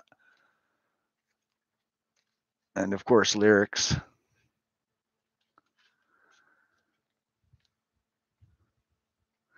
Well, it's an interesting point, Liliana, kind of because that's right around the time when they decided to have just writing credits as Queen as opposed to individuals. Cool Cat is just I love Cool Cat. My first favorite song, because I was still very much a rocker at the time, was Put Out the Fire on this album. Back Chat I always liked as well. Cool Cat I always liked as well. Las Palomas de Amor I always liked that one. Under Pressure, of course. I mean, there's a lot, for all the heat that this album gets, there's actually there's some good songs on this album for sure.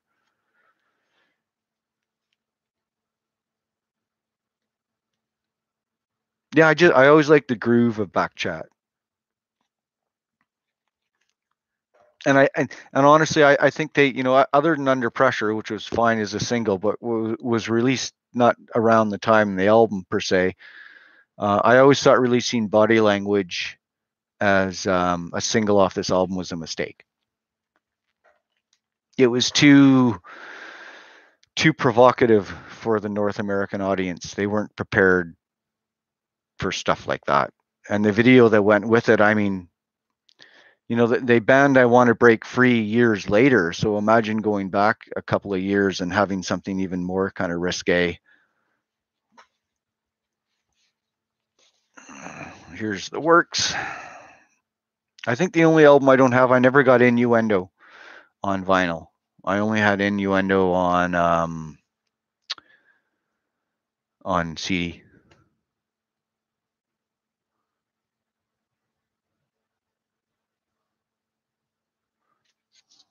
Back. Roger or John looks interesting there. I like that. I like that photo of Freddie though.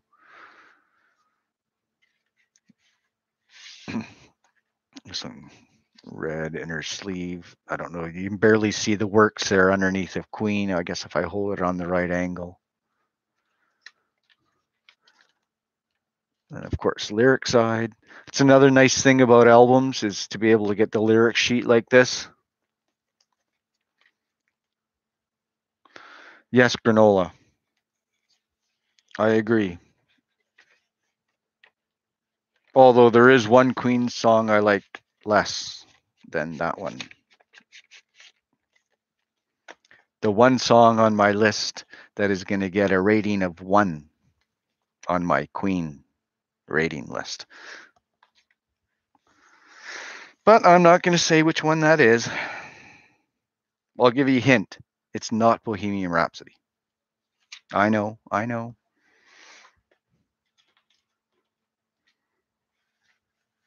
Oh, you're welcome, Margie. I like showing. I don't get a chance to show them off very often, so.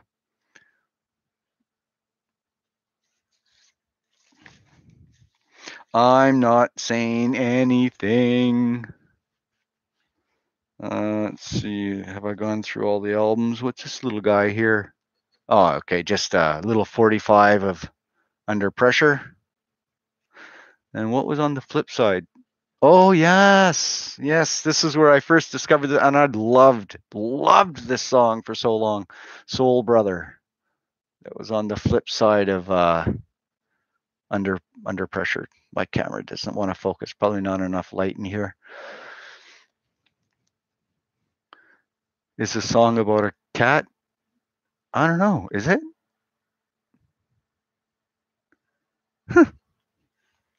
No comments. You can't drag it out of me. Okay, I admit it. Show must go on. That's it. You got it. You tricked me. Does anybody believe that?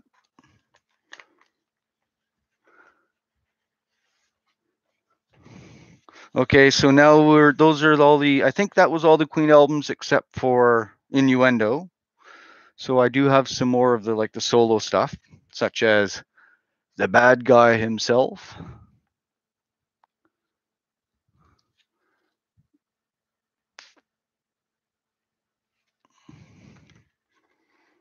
Yeah, Delilah is Freddie's cat, one of his many cats. Inner sleeve of Manly Freddie. Me lie? Never. Not often, anyways, and rarely get caught when I do. Barcelona is epic.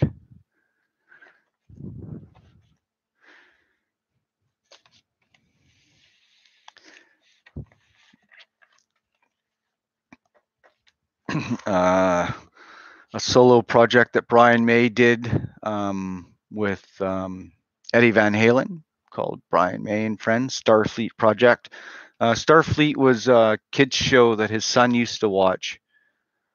And so they decided to, it only comes with 3 songs, Starfleet, Let Me Out, and then the whole second side is called Blues Breaker, and it's just a jam session between Eddie Van Halen and Brian May where they just kind of take turns taking over the solo. I gotta say though, I mean, Eddie Van Halen was, wow. Because the thing is with Eddie Van Halen's guitar, it was a much higher pitch than Brian's. So when you would listen to them side by side, Eddie's guitar really stuck out because Brian had that more muted tone that he has. Oh, the back cover of Starfleet Project. I don't know. There is some right up here. I'll wait until you're all going to have to suffer because I'll wait until I review the album, which I will. I will get around to it, and then I'll read. I just can't read without reading glasses, and these are supposed to be reading glasses, but I feel like I'm an old man when I'm reading because I have to hold it a mile away from me. What does it say? Stop. What you have just picked up is not your normal kind of album. Not an album which is being thoughtfully pieced together by a coordinated band as a balanced and polished listening experience. Not a Queen album, not a solo Brian album. It is a record of a unique event. On the 21st and 22nd of April 1983, 5 musicians from different backgrounds who had previously known each other only as friends played together for the first time. Purely for fun, in listening to this record, I hope you will share in the excitement we felt. That's just a little clip of what it says back here. There's quite a bit more. Who's going? Lillian? Oh, Jean's going. Good night, Jean. Thank you for coming by. I'm sorry, I might have missed some things in the chat here because I've been too busy.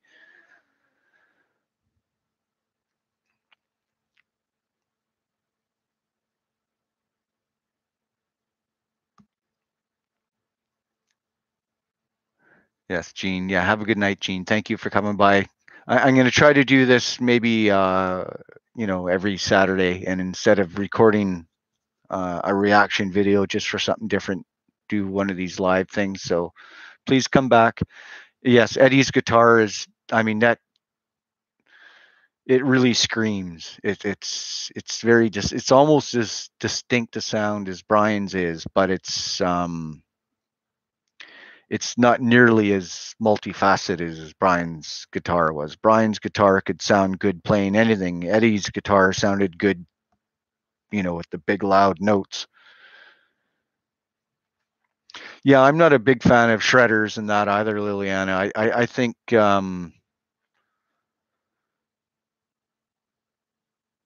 I like like I say, the Dev. Like Brian's guitar, you could get into like more blues riffs that are a little softer, and he could also get up there. You listen to White Queen at Hammersmith. There's that guitar. It sounds almost like what David Gilmour from Pink Floyd, where he do a lot. Is it David Gilmour? Am I mixing? It's Doug Gilmour, the hockey player. Yeah, he could really get those tones really up there.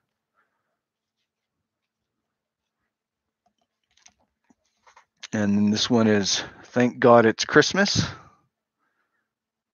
which is just like almost like a soft. It's in between an album and an insert. It's a strange. It's quite flexible.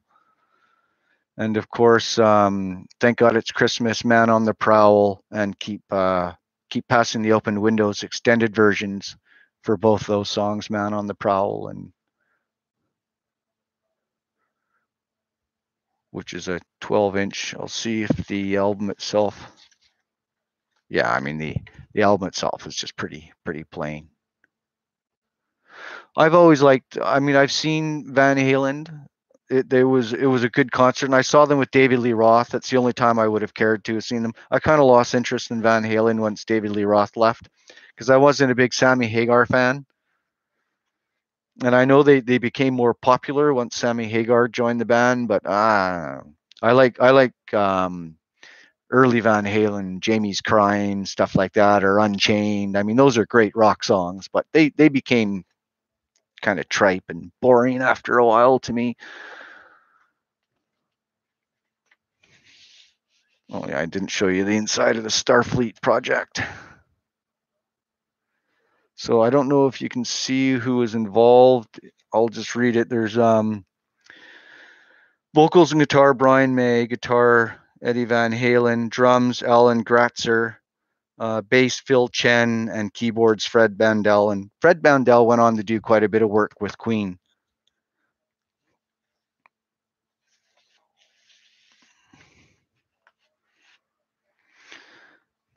I don't know. The Thank God It's Christmas. It's never really been.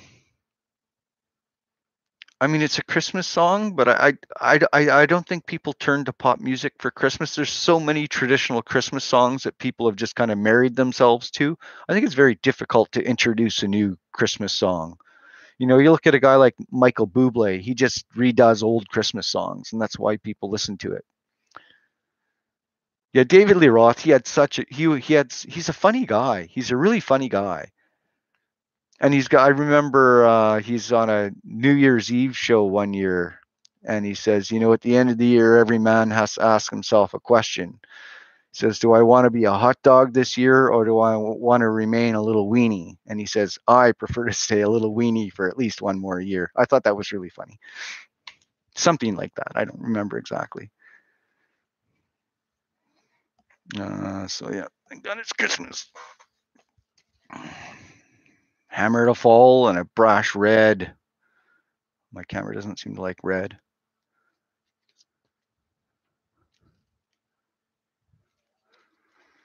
And I think they're...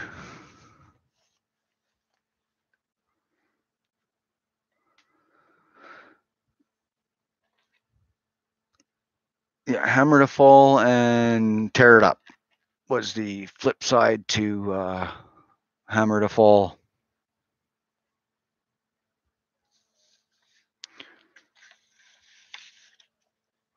So Silver, you still have me on not Skype. What is that? What program am I thinking of? You still got me there? Are you still with us, Silva?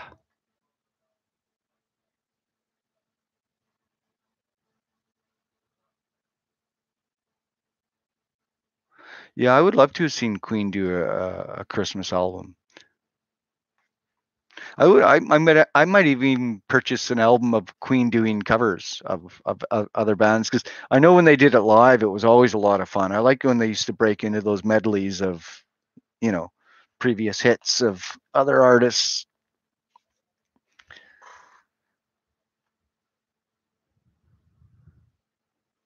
You're on your way as well, Margot. Thank you so much for coming. Like I say, we'll try to do it about the same time next week, so please join.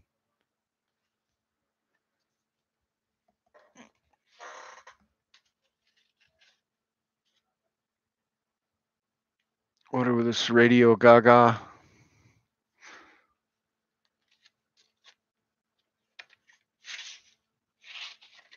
Here's one special before you take off, Margot. Here's one special one for Freddie for you.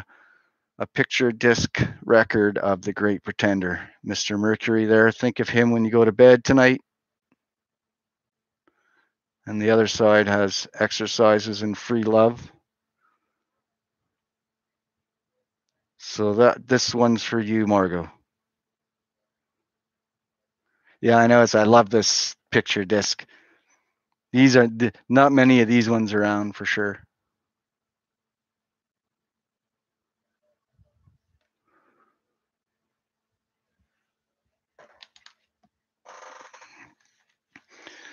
And then my last of my record collection is One Vision.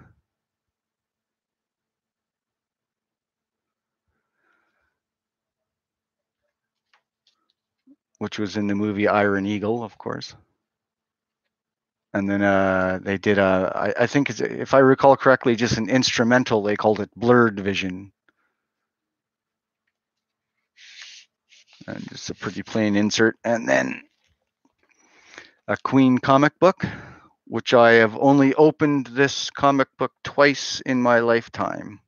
Otherwise, it has sat in the sleeve the entire time. I don't even think I read it. I didn't want to bend the pages. But I guess there was a series of these that came out of different...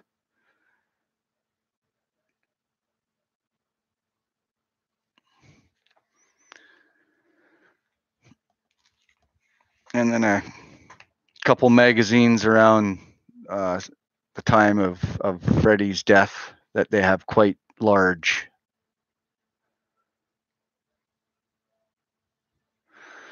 That's a good question.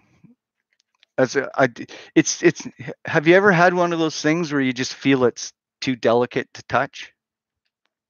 And that's kind of been, I've moved it around like 1,000 times. It's been in 1,000 boxes, but I've always kept it pressed between two solid, heavier objects. And then, of course, in this magazine, they have a full pull-out insert. See, a lot of these things I would have... Yeah, I bet you do, Donna. And I don't blame you. What I might do if anybody would want it, is perhaps one time I'll pull that comic book out and scan the pages. And obviously it's not color, it's not having the comic book, but at least it would allow you to see like the content close up. You could actually, produce your own little booklet kind of thing. So that's it. That is my my record, and that's the extent of my Queen collection. I had almost wishing when I pulled them out that I would open up one of those magazines or something and have one of my ticket stubs fall out. That would have been, I'm almost angry at myself for not saving that. But I mean, I was 15 years old and I just didn't think it would ever. It's a interesting idea actually, Margie, because once you get, the oils on your skin on paper like that, it begins to erode very quickly.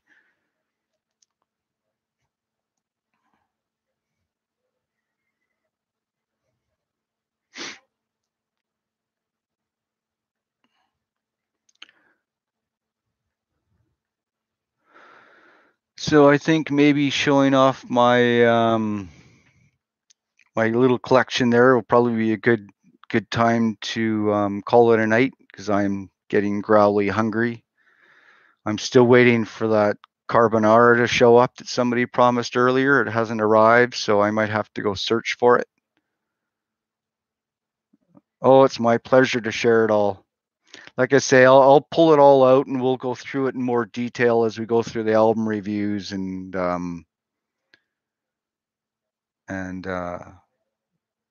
you know, was pull them all out again, and so more people can see it. Well, I'm glad you enjoyed it. Yeah, I didn't know what I was going to do. Like I say, this was just supposed to be a little bit of a trial run. I'm just so happy that somebody showed up, and all of you, of course. And I'll keep trying to, keep the content coming out and song breakdowns or whatever. So yeah, it'll be a while. Like I say, there's a lot of Queen songs, and that's not even getting into things like I think actually I have Barcelona as well on record, but I think my brother has that.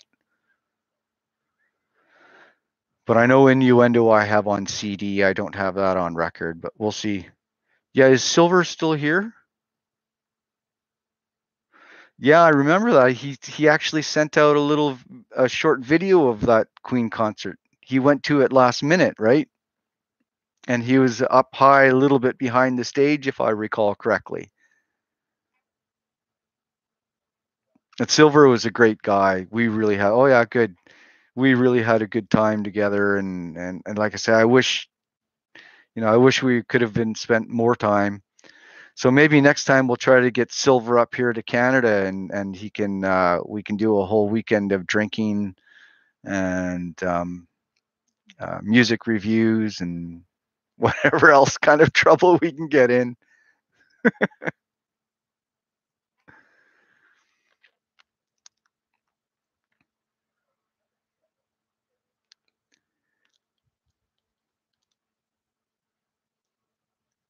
You sure can, Granola. Yeah, you're close enough. Why not? We could have at least the West Coast meetup. I mean, everybody would be invited, of course, but I know some of you, it's a long swim.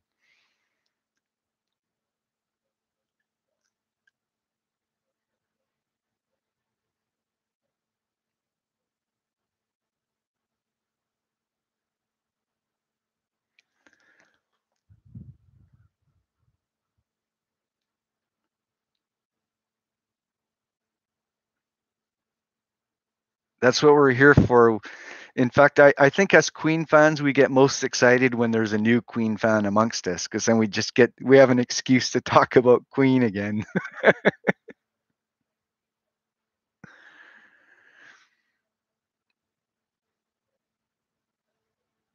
Well, you have all you need, and it doesn't take long to get here.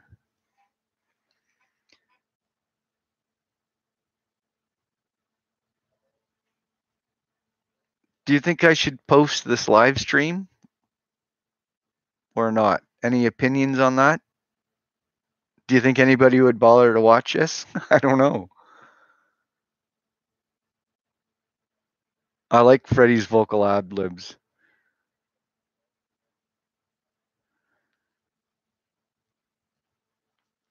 Well, you know the fact that we're all still Queen fans this many years later. You know, there's and I'll think of all the reactors that have set off their channels using Queen content.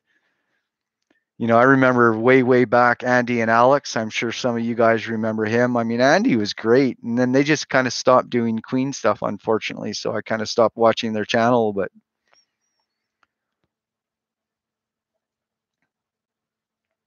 yeah, I'll post it. I mean, if nobody wants to watch it or if they just want to cycle through it, it's not like it costs me anything, right? It's all on YouTube's dime. So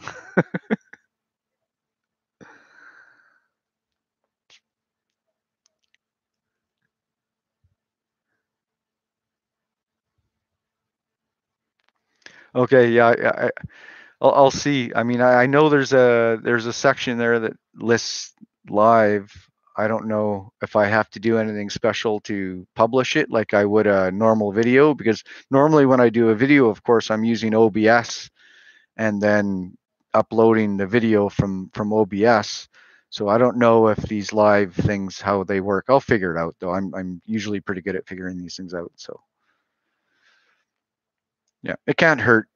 At least it'll be there if anybody wants to see it. And like I say, it's not like it costs us anything to have it sitting up there. So we'll post it, and probably tomorrow night.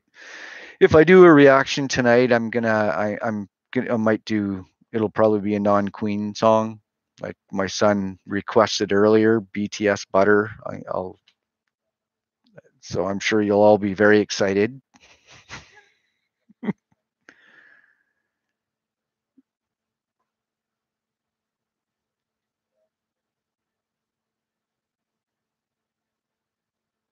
Yeah, I noticed the chat window is a pop-up window, so I wonder if that'll show up as part of the stream or not, though. Yeah, I'll have to. I tried to get on David's stream today, and like I say, I think I showed up right at the end because I couldn't. On the left side of the screen where it shows the list of the names, it said he was live, but when I clicked on it, it just took me to his page, and there was no link to the live feed. So I'm guessing I must have like just missed it. But I'm pretty sure he posts his live stuff, so I'll have to take a look. And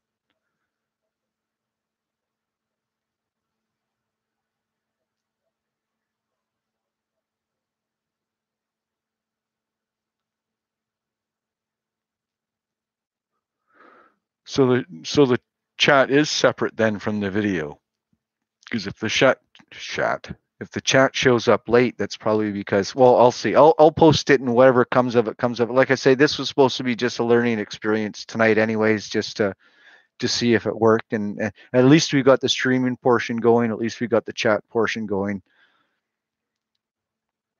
And it was great to see all of you. I'm sure we'll get bigger crowds.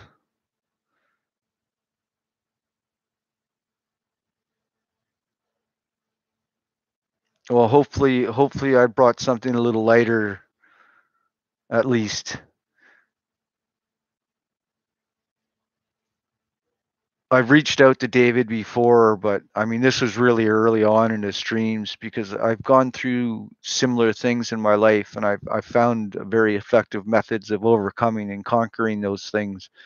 So I was kind of hoping, but I mean, it's very hard when it's hard to reach out to a stranger, especially when you're feeling like that. But maybe I can try again, because I think I could really help David. Actually, I think I probably understand him better than he would imagine I could.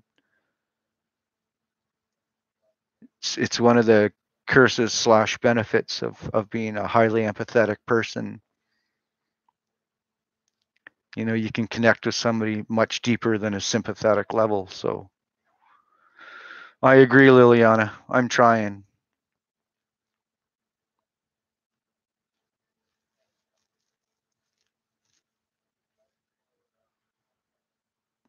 Yeah, but there's I think what makes these reaction channels so popular is, as Queen fans, we get joy when we see other people discovering Queen and see their joy. So I think that's the real attachment a lot of these other channels have that I don't. So all I can do is try to create stories behind the music and you know, and I'm not young per se. I don't edit my videos. I don't have splashy pages and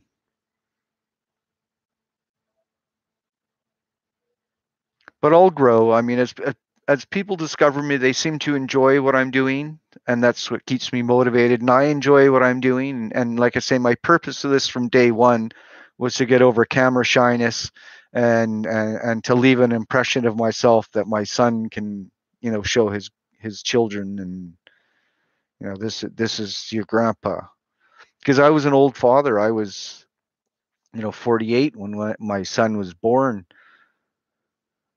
So by the time he has children, there's a chance that I might not be around. So no, I hate the fake reactions. In fact, there's a few reactors that I just haven't watched, and honestly, I'm getting a little bored of watching Bohemian Rhapsody, Somebody to Love, Radio Gaga. Uh, I want some of these reactors to dig into the meat of Queen to really understand who Queen is. And that's to me that songs like the Prophet Song and Millionaire's Waltz and It's Late and March of the Black Queen and none of these reactors are doing these songs. They do the big stuff and then they kind of just fade off into other artists. So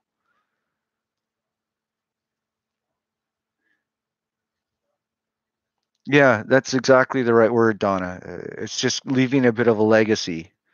The way I see it is science hasn't come to the point yet where we can become immortal. So the only way we can become immortal is to leave an impression behind that people can see. So you never die as long as somebody's talking about you, right? So that's how we attain immortality today. We have to leave impressions in people and give them reasons to know who we are. And what better way to do it than a video, as long as the internet's going to be around, um, this kind of content's going to be around. And you never know, in 100 years, somebody might be looking back trying to find out who this band Queen is and who's this guy, right? Therefore, I can become immortal.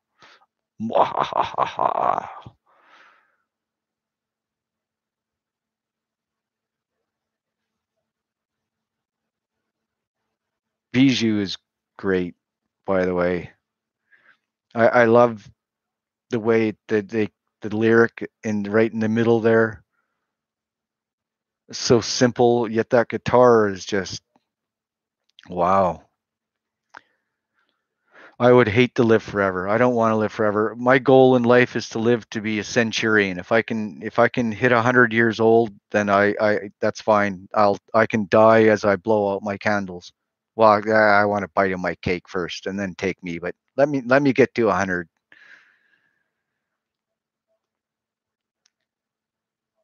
Yeah, exactly. Little Highlander segue. Yes. I just I don't want to die by having my head lopped from my shoulders though. I want to go peacefully in my sleep. Exactly. Yeah. Yeah.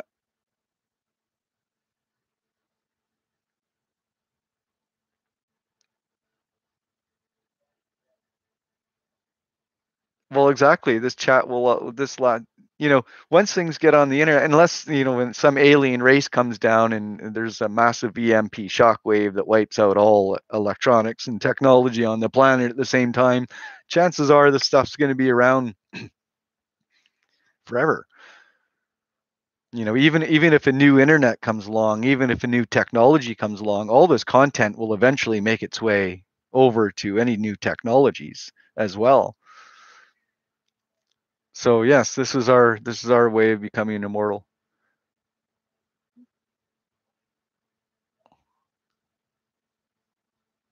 I love deep philosophical conversations and political conversations,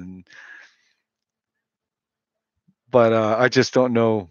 It's hard to find a group of people that actually enjoy getting too deep into stuff like that. I enjoy the kind of topics that really kind of make your mind bend a little bit. I know when I get confused about something, that I know I'm enjoying what I'm listening to.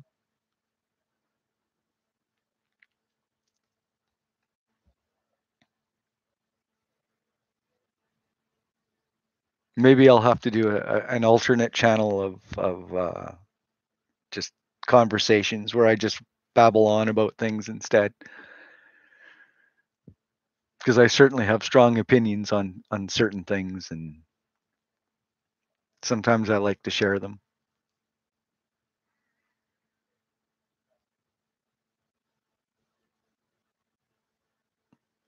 Or better yet, maybe it gets beamed into space and found by somebody else, and suddenly our conversations on some other planet, 1,000 light years away from us.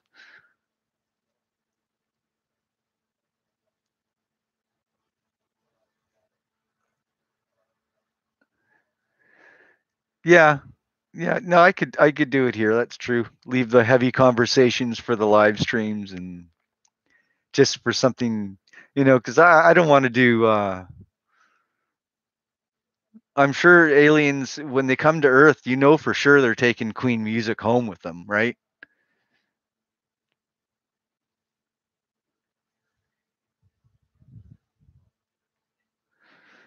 No, unfortunately, if an alien race ever comes to Earth, it's to oppress us and conquer us. So I'm in no hurry for an alien race to show up.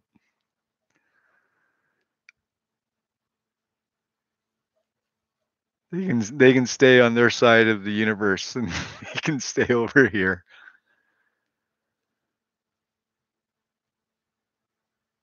Yeah, they've gone and taken Freddy from us, right?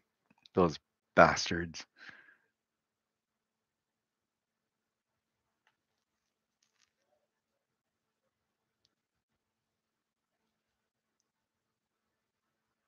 Hello, Lovey. You came just in time to say hello, and unfortunately also to say goodbye. But I am going to post this live stream. We haven't really done any music reviews tonight, but I did go through my record collection and a few other things as well, and now we're just talking about being taken over by aliens. A strange segue for sure from Queen music to alien invasion.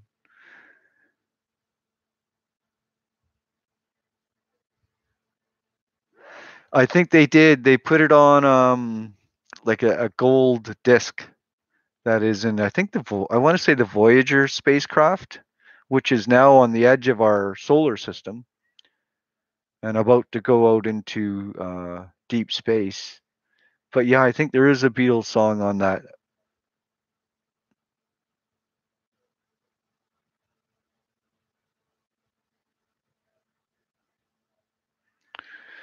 Yeah, for sure. So next Saturday night, everybody get their beers cold before the chat. I'll try to start the chat around the same time.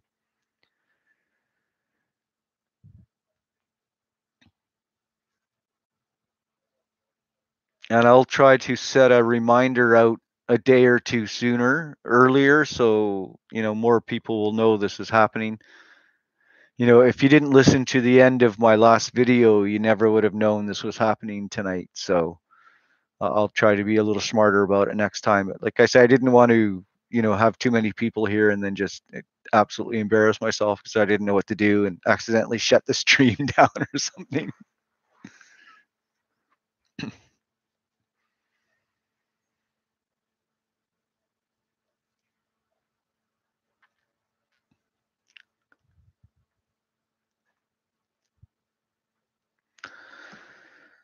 So Silver, if you're still there, I'm gonna not right away, but I'll just send you a little message on why I can't remember what that program is. I don't know. This is what happens. Too many concussions in my life. It leaves me with memories that kind of roll in and out of my head, unfortunately.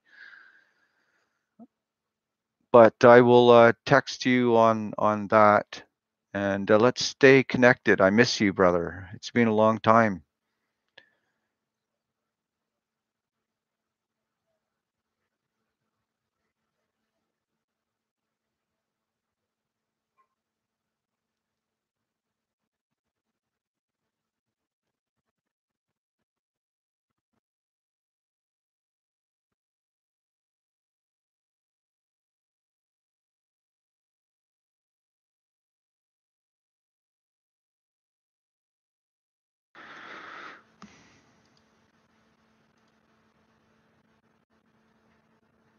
Looks like Silver might be gone by now. So it looks like we're left with Granola, Liliana, Lovey, and Margie, and myself, of course. So yes, good night, everybody. Thank you again for coming. I hope you all had a good time. I know I did.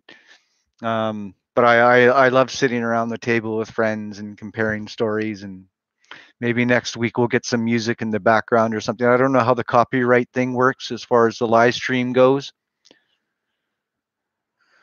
Yeah, and bring dinner next time too. Although I guess it's probably rude to eat in front of trying to talk to people with a mouthful of food might be a little rude, but maybe light snacks would work better. Okay, good night. See y'all next week. Thanks for showing up, Lovey. Even if it was late, it was great to have you here. Okay, good night, everybody. Take care.